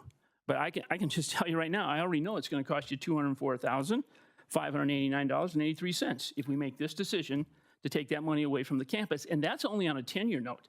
If we stretch it out to 20-year note, you can more than double that. Now you're talking $500,000. And Jeff, what do we normally do? 20-year notes? Yeah, so a 20-year note, you're talking $500,000. Now, if we do vote both of these down, that what you're proposing, it comes out of the highway fund balance, that we just do it. Are you proposing we pave it and come and bring it out of the highway fund balance? Yeah, I would do that. Okay. That is something we can't act on at this point in time. How would we do that if we wanted to do that? But next month. Put it on next month. The problem that I have, though, John should really make a ruling on this, is the fund balance is an ordinance as part of our rules and procedures. So is it going to require 2 readings, so we won't be able to make this decision till November? See, and you're going to run out of time to pave too. Okay, let me just paint. So we own the trucks, we pay the employees, we own the mix plant, all the gravel, all the crush, we own it all. If they have to bill me next year, they can do it now, and in good faith, hopefully in 2 months, if it takes 2 readings, it's already done, and we say, okay, now let's just pay it. We can do this. I'm gonna vote this down. I just, Jeff's going to think about it a minute, but my first thought to that is we're going to run into the time pressure of us authorizing it to be done and them have enough time to do it. But Okay, I get 10 minutes on a deal, I guess, according to parliamentary procedure, and I don't know if I've used 10 minutes. No, go ahead. But if the highway department tomorrow, if we don't do this, and it goes into next year, some bad things can happen. I agree, I don't want mud down the deal, but we could do that. But at the end of the day, we have all the resources. If tomorrow the highway department wanted to start blacktopping that, they wouldn't even have to ask your permission. I think they would. Why? They can't just do that. Yeah, there's no money appropriated. They can't just do something. Okay, well, maybe I'm wrong. But it still should be. It comes down to, maybe some people don't want to even pave it. There's I guess that's why there's the 4 options. You don't pave it, you do one of these 2, or you do yours. We come back and try to authorize them to use fund balance of the highway department. There's 29 of us here, we can figure it out. Yeah. I agree. Louis, Supervisor Vaughn? So you had mentioned, or somebody did, about minimal paving to secure the gravel. Is that what we're talking about for 750,000, or is that like to finish it? How does the process work? Actually, with this particular one, ARPA, we're asking to encumber that at 750,000. They wouldn't do it all this year anyway. I don't think they have time. Plus, when I talked to them at the highway committee, the overall plan was, let's say, use 450 of it to get all the gravel covered. And then the higher mat that they want has a special oil in it, and they want to do that in June when it's very hot and finish it then. So, but don't, even though we do some now and some later, it's, we're still encumbering the 750 for ARPA money if we do that. Can we not encumber a lower amount? Sure. But not according to our resolution unless we amend it, you know. I'm gonna have to, you're getting, asking me stuff that I don't know for sure, and John or Jeff are gonna have to answer. So Louis, on the designated reserve fund balances, what our rules are, designated reserve balances in this fund for listed departments shall be a maximum amount as follows: Health and Human Services, 750, Highway, 900, Child Support Agency, 150. Examples of situations where undesignated fund balances may be used include, but are not limited to, significant downturns in the economy, reduction in county valuation caused by other than county actions, inconsistencies between federal, state, local fiscal years, withholding of anticipated reserves for reasons beyond the county's control, or changes in the state federal cash flow activities. So what those funds were set up for were in case we didn't have enough money to fund that department or to tide us over until we received more money. It was, that's the idea behind it. And a lot of these were set up with, because of the way the payments are made to the county from the state and the federal government, there's a lag. And so that we'd have money to cover those costs. And they were also set up for Health and Human Services if they ended up having a individual that was placed in a state institution and it cost us $500,000 that wasn't budgeted. Those were the reasons that fund balance was set up. So it's not for paving. Well, it's not for, you know.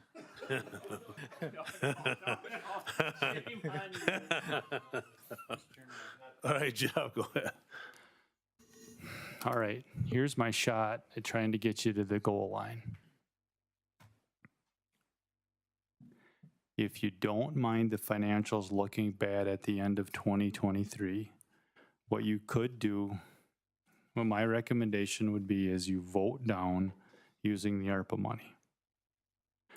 When it comes to the next resolution of the authorizing the forgiveness of the 744,955.31, amend the motion to say the advances remain payable, but you're going to advance the project with completion date of July of 2024. You're authorizing the 744,955.31, but the advances stay in place.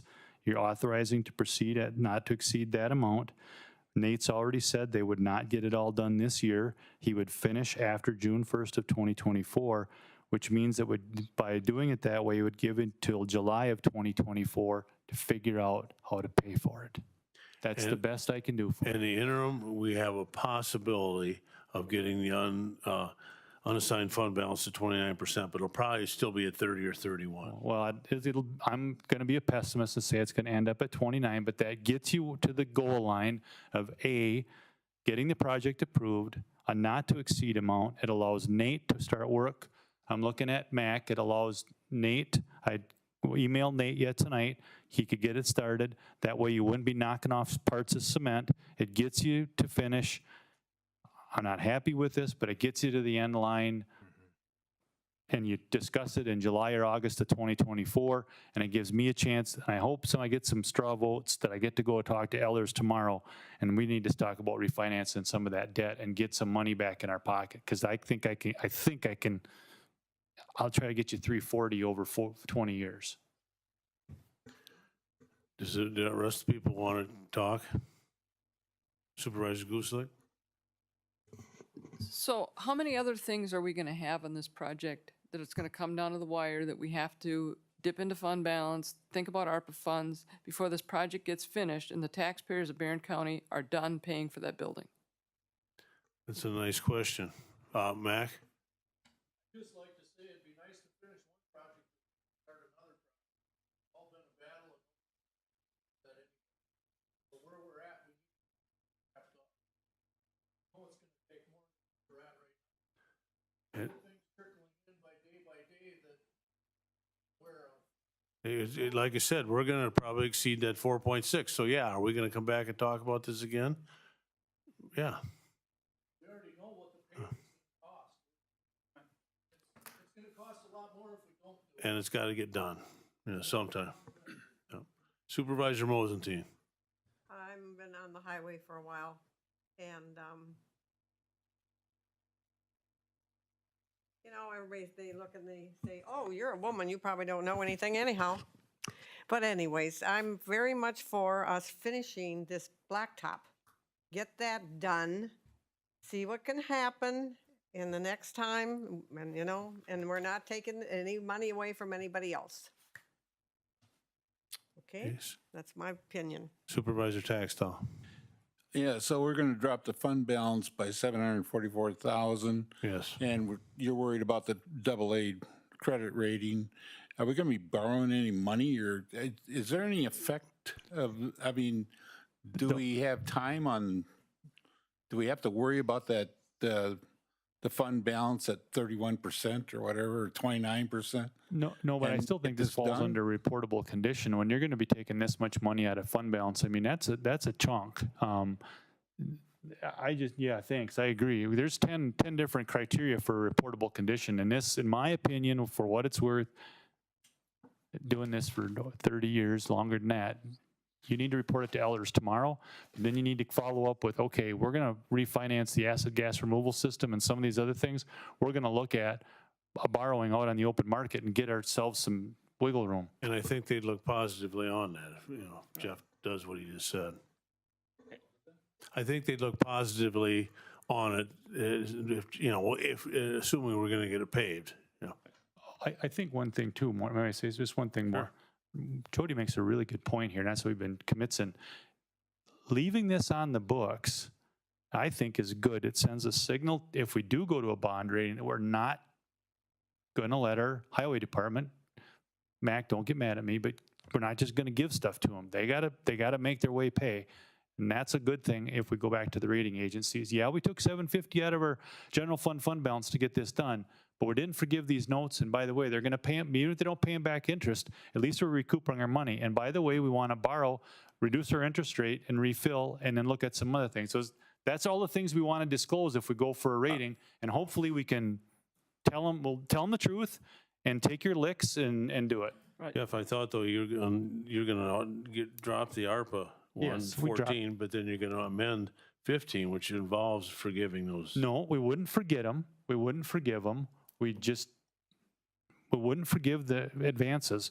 We'd just say proceed with the project not to exceed the amount of the advances. And then Nate already said he can't get it, they won't get the top coat on until June of 2024. That'll give us a chance to get all these other little things ironed out. Does that make any sense? Right.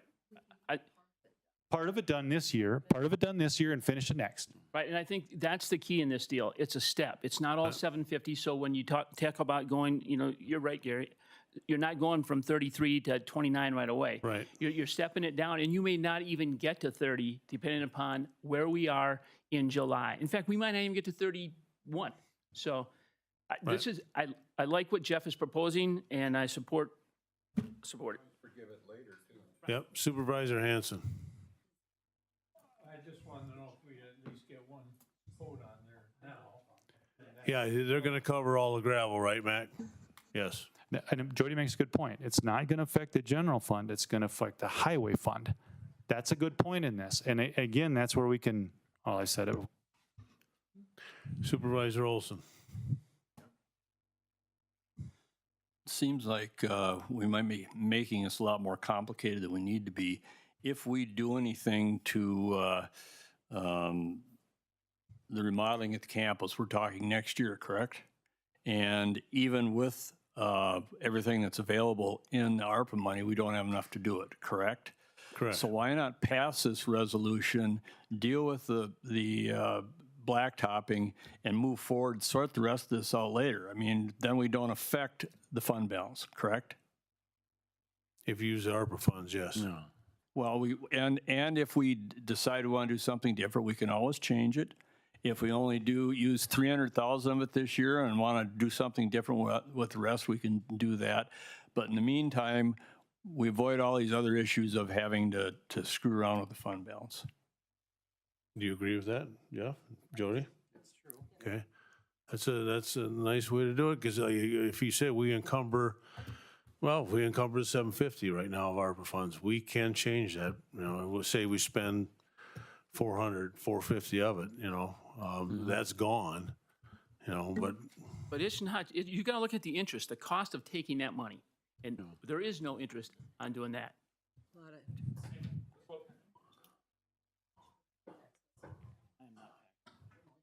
And does ARPA okay blacktop? Yes. Supervisor Thompson. My question was, you had mentioned if we use the ARPA money, down the road, we're going to have to borrow for the campus and the waste to energy and everything. Would that loan that we would get, would the interest rates be lower than what Randy's talking about? Yes. The long-term is lower than the short-term right now. Right now, we could borrow at a non-taxable rate of between 4 and 4.5%.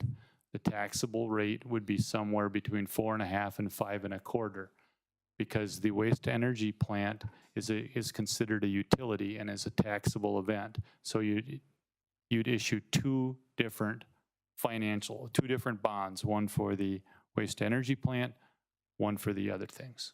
And just so you know, it's new money for the Sallyport and for the UW campus. It'd be refinancing the waste to energy debt that we already have with the state trust fund. Would those rates be any better than Randy's talking? It's going to cost us $250,000 if we 245. Well, Your guess is as good as mine. That You put in 5% in the bet. I put on 5% for 10 years. If you're gonna take this thing out 20 years and you go out even at 4%, it's near $500,000. Right. Yep. $500,000 in interest to take $750,000 now. That makes no sense. Jeff's proposal is rock solid, doesn't hurt our AA rating. It's the way to go. Supervisor Turcott. This may be a swear word, but is it possible that they could maybe take some money out of their equipment budget and put some skin in the game on this? Yeah, the stuff's already ordered.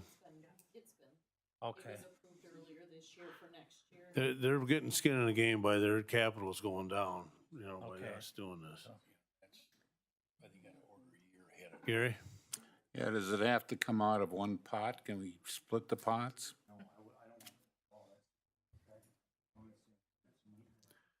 He's saying it's a nightmare accounting wise to do it that way. Yeah.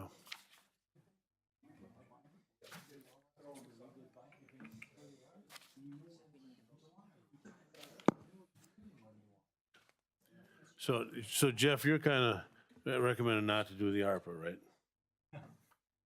Yeah, it's muddier. I don't disagree with what Supervisor Olson's saying, but I don't think it's going to pass for the ARPA, and that's the only way I can get you there is to vote down ARPA and do what I said on, we won't forgive the 744,955, but we'll allow them to proceed with the 744,955.31 not to exceed, taken out of highway fund balance. The advances stand. Do the work that you need to do this year. It'll become to from the general fund or whatever. Realizing that the financials for the highway department may not be as glowing as what they've been in the past. Nate will finish up the blacktopping in June, and we'll sort out all the details in July or August the next year. It's really messy, but it gets you there. Supervisor Gores. So, Jeff, according to your proposal, then this is actually, even though we're going to be doing this two layers here now this fall or shortly, and then the last part in June. So you're essentially saying that we're just going to prolong this project to make it a big, longer project. Right. And what I'm thinking in the back of my mind is, number one, can we refinance the acid gas removal system and save money? Well, we know exactly what it's going to cost to do the campus. What's the Sallyport going to come in? All those things, and then come back and make a solid decision. And I guess I'll just throw all 52 cards on the table. If I had my way, I'd love to see the county board have a special meeting in December. Just sit down and have an open discussion with Ellers and think if all these things can be set up in a way that they pull the trigger in January or February when the rates drop, because everybody you talk to says the federal open market's going to drop. Then you jump on a refinancing, you go out to the market, you have all of your legal work done, and you move forward. I know you probably don't think it is, but I'm going to be Pollyanna here. I do not know the answer to that. If I did, I wouldn't be sitting here. It's the best advice I've got. Yeah. But right now, I gotta say, I endorse what Jeff says. He's a smart guy. He's, we're getting, if you want the thing paved, we'll get it paved. We're saving interest and we're hitting the highway fund balance hard. But I think if you smooth it out, we'll figure it out and get the ship righted. You want to say something else? Yeah, I'll make an amendment to, We don't do it on his yet. Oh. We gotta vote down the ARPA if you're thinking Okay. that way. Yeah. Yeah. Okay, seeing no further discussion now, what we're talking about here is Resolution 14, authorizing ARPA funds to be encumbered for $750,000 for paving the highway shop. And a lot of the conversation and recommendation by Jeff has been to not use those ARPA funds. So if you feel that way, you vote no. So let's vote.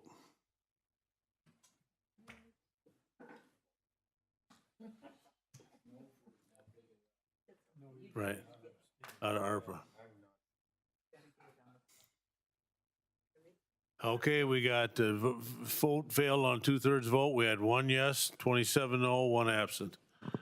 Might as well just tell me the yes then. Voting yes was Buchanan. Absent was Bartlett. Okay. All right. Now we're on to resolution on item number 15. Do you want to read? We need to make an amendment, don't we? Yes. Needs to be amended first. No, we just did 14. Yeah, we flipped it, remember? So now we're on 15, which was 14.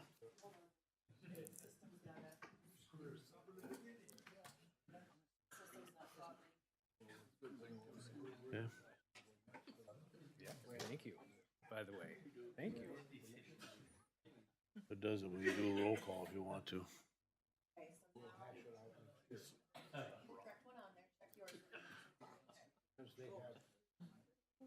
You see, it doesn't tell me what it is. Are we you gonna amend this? Okay.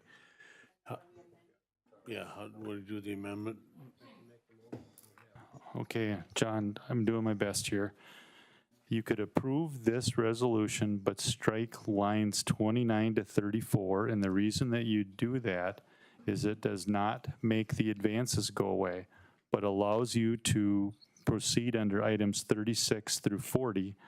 And with the passage, then you'd go amount not to exceed, okay?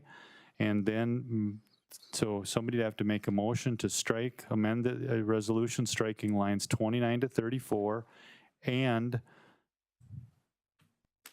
proceeding with and 36 through 40 authorizes to proceed, but then somebody have to make a amendment or something that says to strike, but then also realizing that all of the 744, 955, 31 comes out of highway fund balance with the county board to take up this issue again in July of 2024 after the project is completed.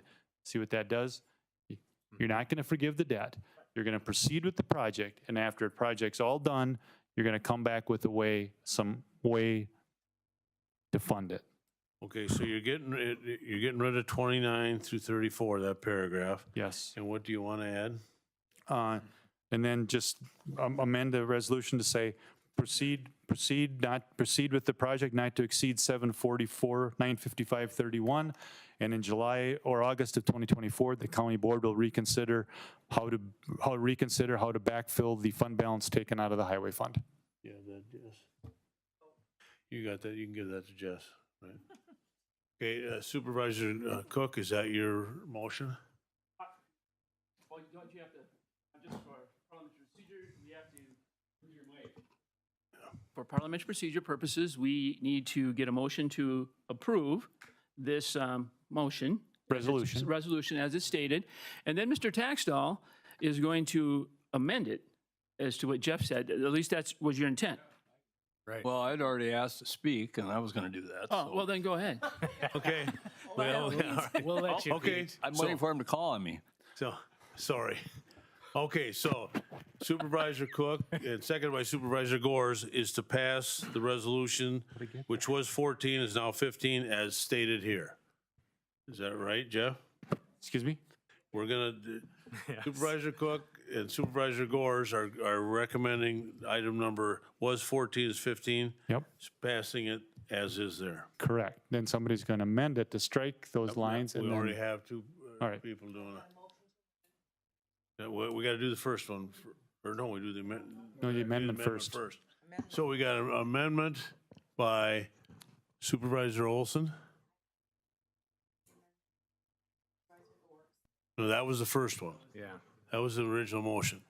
Now we got a motion to amend by Supervisor Yes, I Olson. believe I requested to speak. Yep. And then seconded by Supervisor Taxtell. You have that, Jess, or not? I know.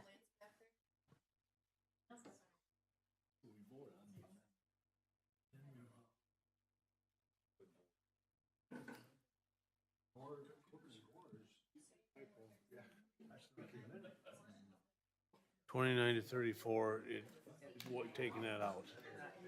And then Jeff's adding the language that we, Proceed with the project. and visit it again in July. And then we'll visit in July or August, 'cause they're not gonna put the final quote on There we until go. 20. And Taxtell. Textile? Okay, I don't like this calculator, so I'm doing So the motion to amend is up there with Olson and Taxtell.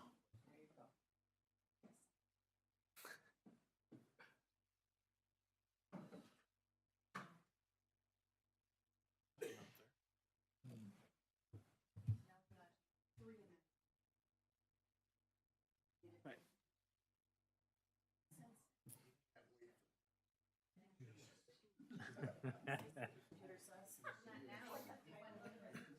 Yeah, mine said it too.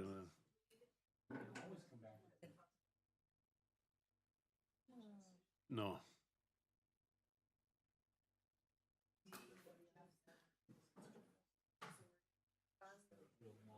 We're gonna try doing this way and see what happens. You're ready to vote or something? You have a typo. What's the typo? Fine instead of fun. Fine. Yep, that's Next to a the good. last word. I don't know. See anything else, Jeff? Did you read that? No. Jeff?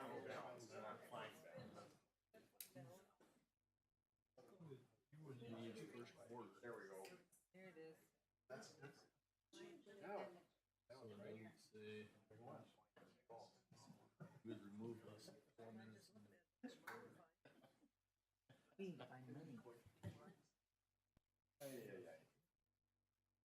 Still awake, Ruth?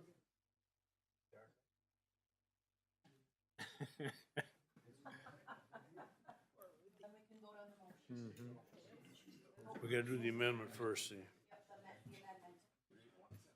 So, are you ready to say the vote on the amendment? Okay, let's vote on the amendment then. Oh, I lied.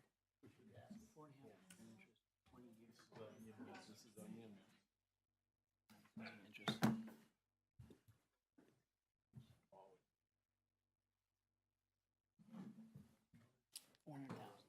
That passed by a 2/3 vote with 26 yes, 2 no, 1 absent. And who were the 2 no? Voting no were Krug, Kuselik, and Bartlett was absent. Okay, so that amendment carried. Now we're on to the original resolution As amended. as Thank amended. you, Pam.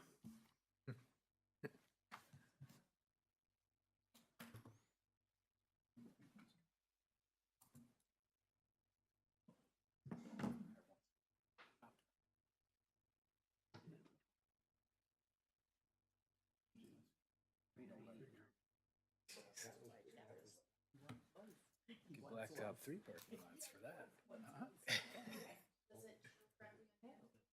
I don't, mine doesn't. Yes. Okay, let's vote then. Voting on the resolution as amended.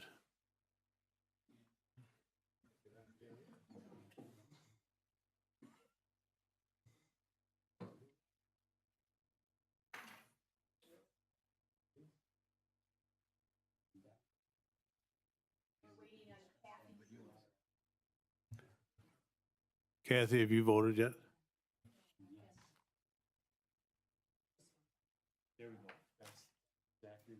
Okay, I passed by 2/3 vote with 27 yes, 1 no, 1 absent. Who was a no? Voting no was Kusilik and Bartlett was absent. Okay. Okay, thank you, everybody, for getting through this. Yeah, yeah. Well, yeah, we'll talk about this, so I think, anyway, I'm a lot happier with this. yeah, I get it. Okay. Item number 16, county board meeting dates and times. Okay, when we looked at, had the survey, there was really, it said, I will prefer all meetings to start at the same time throughout the year. The majority of it was yes.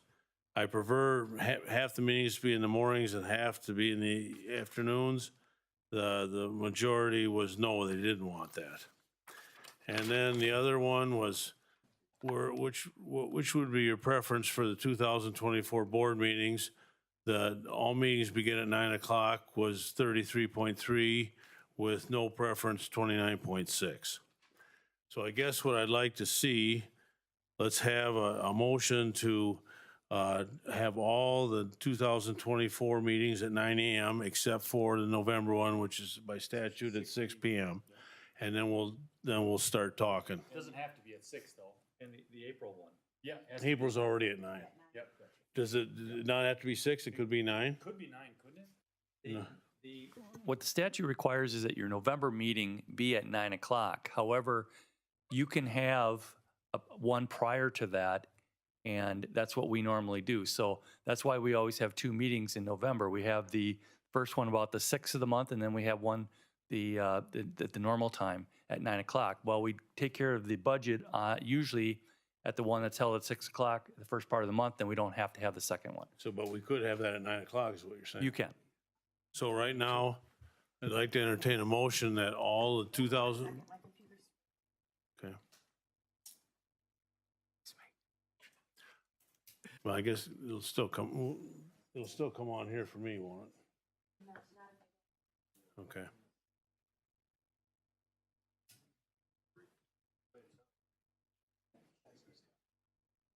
And I still, I get the accounting entries you're saying, but maybe there's some way that it would work out better. There was when we started. The highway committee, we were doing 8, so we'd never get here.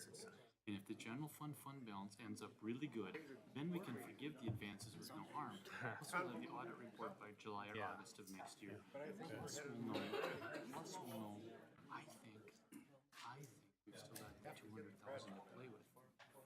And so, again, I'm being very optimistic. Yep, I know, but I'm hoping that's right. This was of all of our decisions, this is the best, because once you give the 750, it's Right. now you still got. Right. County board still makes the decision at the end of the day.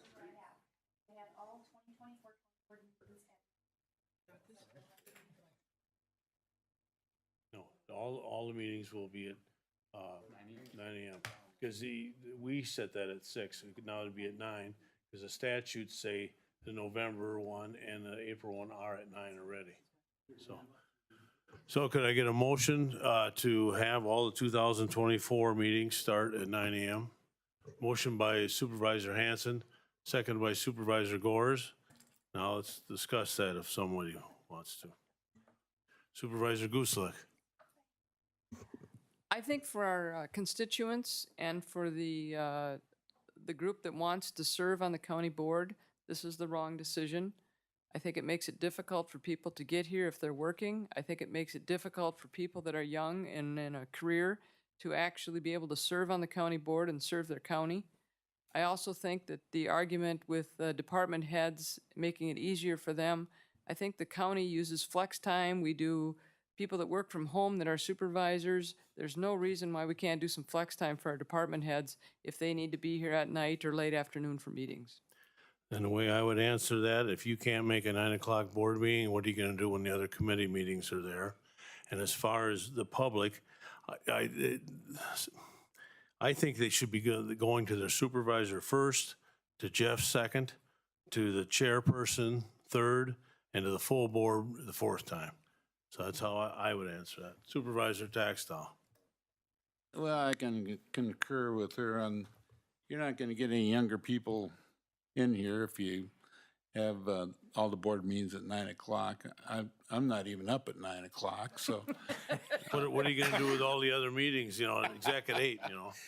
Well, then, you know, it helps somebody that has to flex their time at work, you know, that they have one meeting that they don't have to be here, you know, during the day. And as far as, a lot of people don't go to their supervisors, they don't even know who their supervisor is. I mean, it's amazing how the public doesn't know who their representatives are. So I'm not in favor of going to 9 o'clock every meeting. Supervisor Cook. I'm going to move to amend this motion and leave it the way it is. We got, I don't know, 29 versus 33, and there's kind of no wiggle room in the middle. This way, it does allow for people, if they have to take annual leave to serve on this. I mean, I think we have to have a shot. Louis, you and I are old. Mhm. And I'm older than you. yeah, we need young blood, and I agree with Audrey. If we can find a compromise, so right now, what do we have? We have 5. The way we were talking about is December through May would be at 9 o'clock, and then June, July, August, September, October would be at 9 o'clock. No, the other way around. No, it'd be December through April at 9 and the rest at 7, except the November meetings at 6. Is that what Very it good. said? Is that what it said in our thing here? So that is my amendment. I would second that amendment. So December through May, okay, the way the survey had it was December through May meetings at 9 o'clock. And then June through November at But 9 and 5. Randy's not talking about the He's talking survey. about keeping He's them at talking about 7. keeping it as is, the current schedule, carrying the current schedule to 2024, as I understand his amendment. Would be December through April at 9. Yep. May through November at 7 or 6, depending on, yeah. Correct. We're going to be here a while. Bill Okay, seconded. so we. Yeah.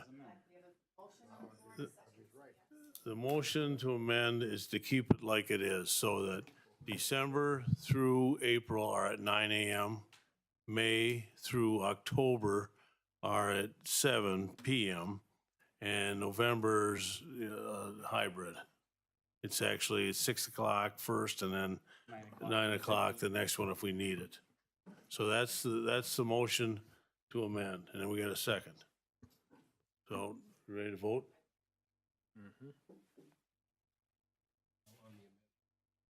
Yep. Yeah, we're voting to amend.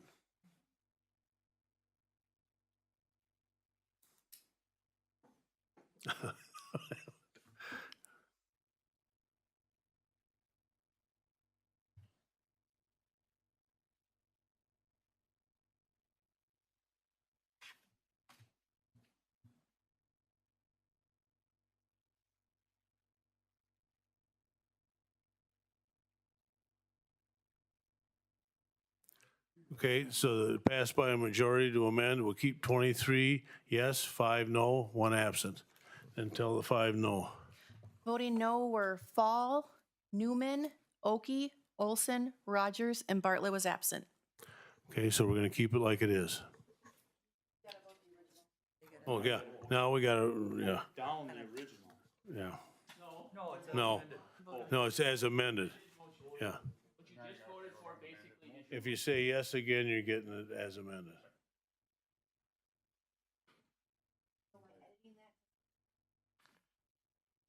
As amended.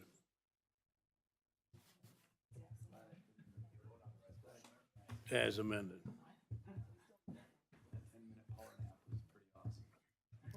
You got a question, Patty? I did. Didn't we talk about having it a little earlier than 7 o'clock for the employees so that Talked some of, about it at 5, but that isn't what Randy well, amended to. could it be like 6? I mean, what time do they get out of school? 5 out of o'clock work? was the one where they didn't have to go Okay. home then, but. Don't mess it up. Shut up, Patty. Okay. No, not, he didn't say that. Supervisor Rogers. No, I tend to agree with Patty. I'd love to have the folks be able to come to every one of the meeting without trouble. I think 5 o'clock is a great time to have a meeting.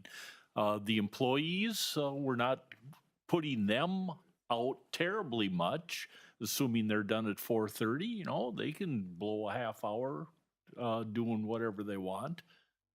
I agree with Patty. Yeah, I know we didn't. Well, that's what the survey had, but Said we did that, didn't we? Supervisor Taxtell. I just wanted to put in that most of the department heads are salaried, so they really don't quit at 4:30.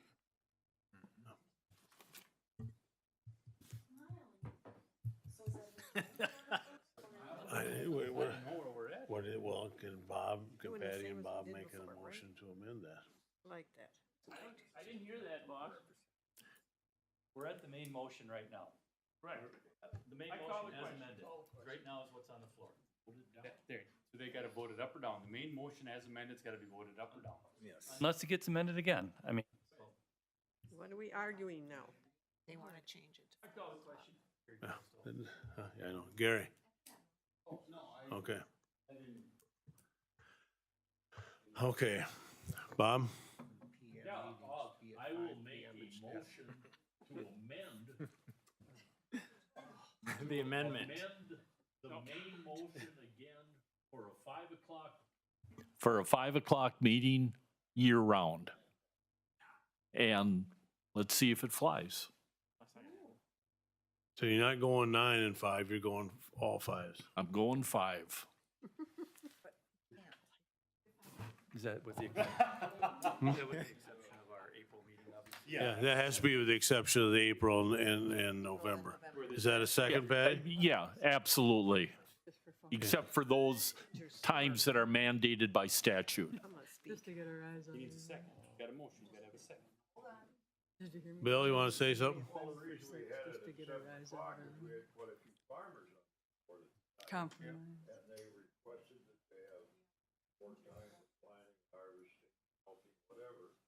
Well, I kind of agree with Bob because we want public input here. There's a lot of Yeah. can't make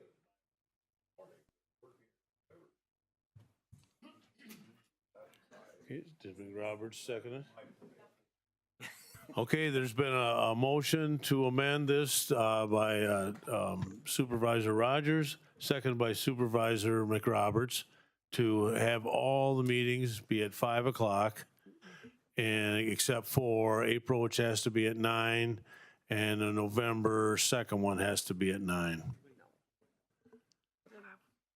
Any further comments? I guess we got to vote on that amendment. So if you're saying yes, you want them all at 5 o'clock except for April and November.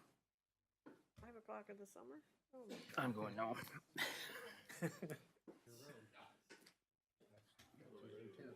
I said no.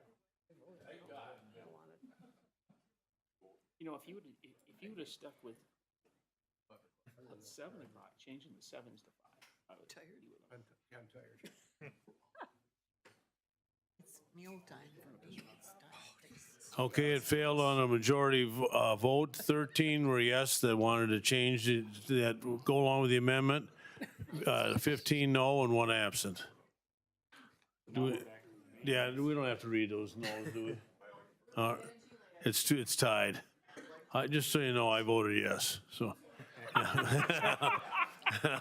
So I lost again. Okay, let's go back to the main amendment then, and. Main motion. Yeah, main motion as amended, which will mean we're doing what we did this year. Correct. Okay, so let's vote. I feel like I'm on jury duty or something, but you might as well just agree because he ain't gonna convince us. You know what? This has been the best meeting I've been at.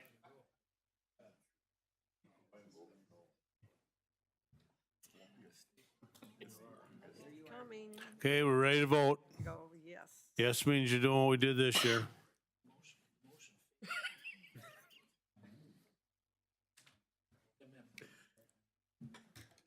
Here we go. It passed. By the skin of our teeth.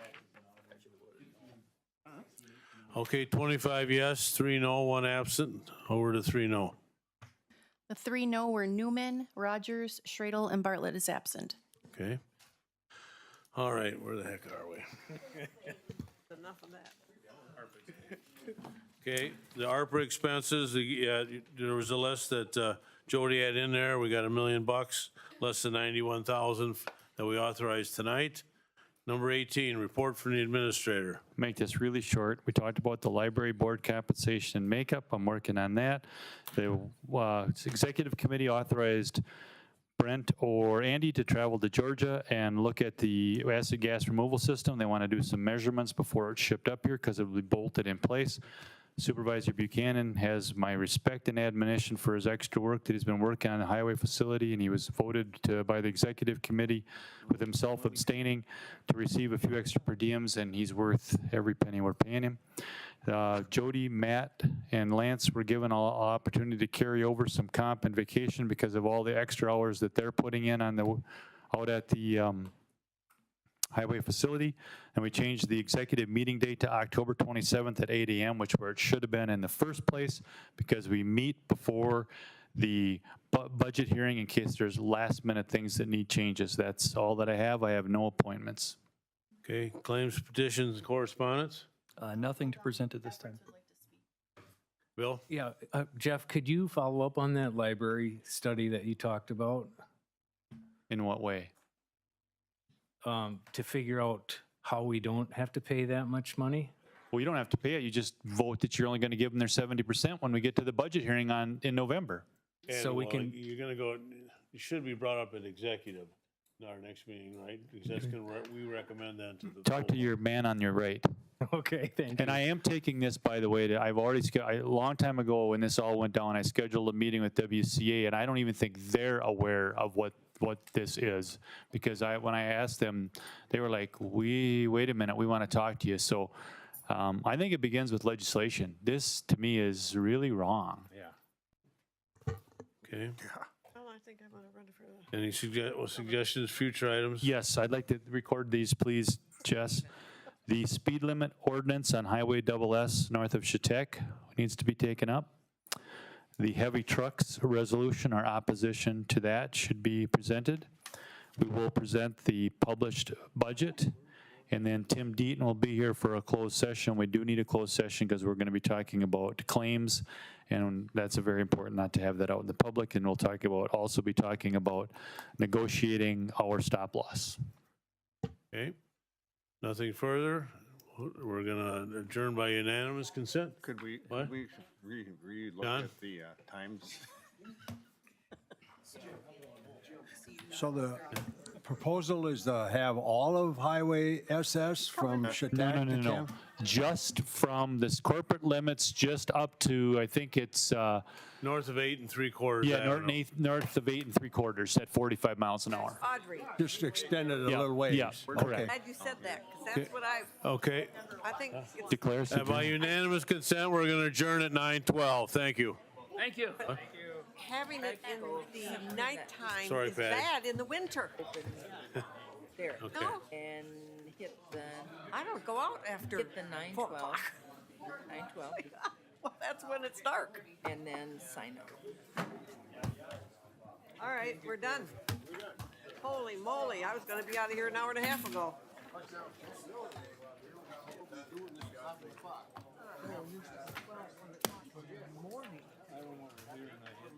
Oh, and they never worried about $1,000 or $5,000. Some damn thing can would just go wild.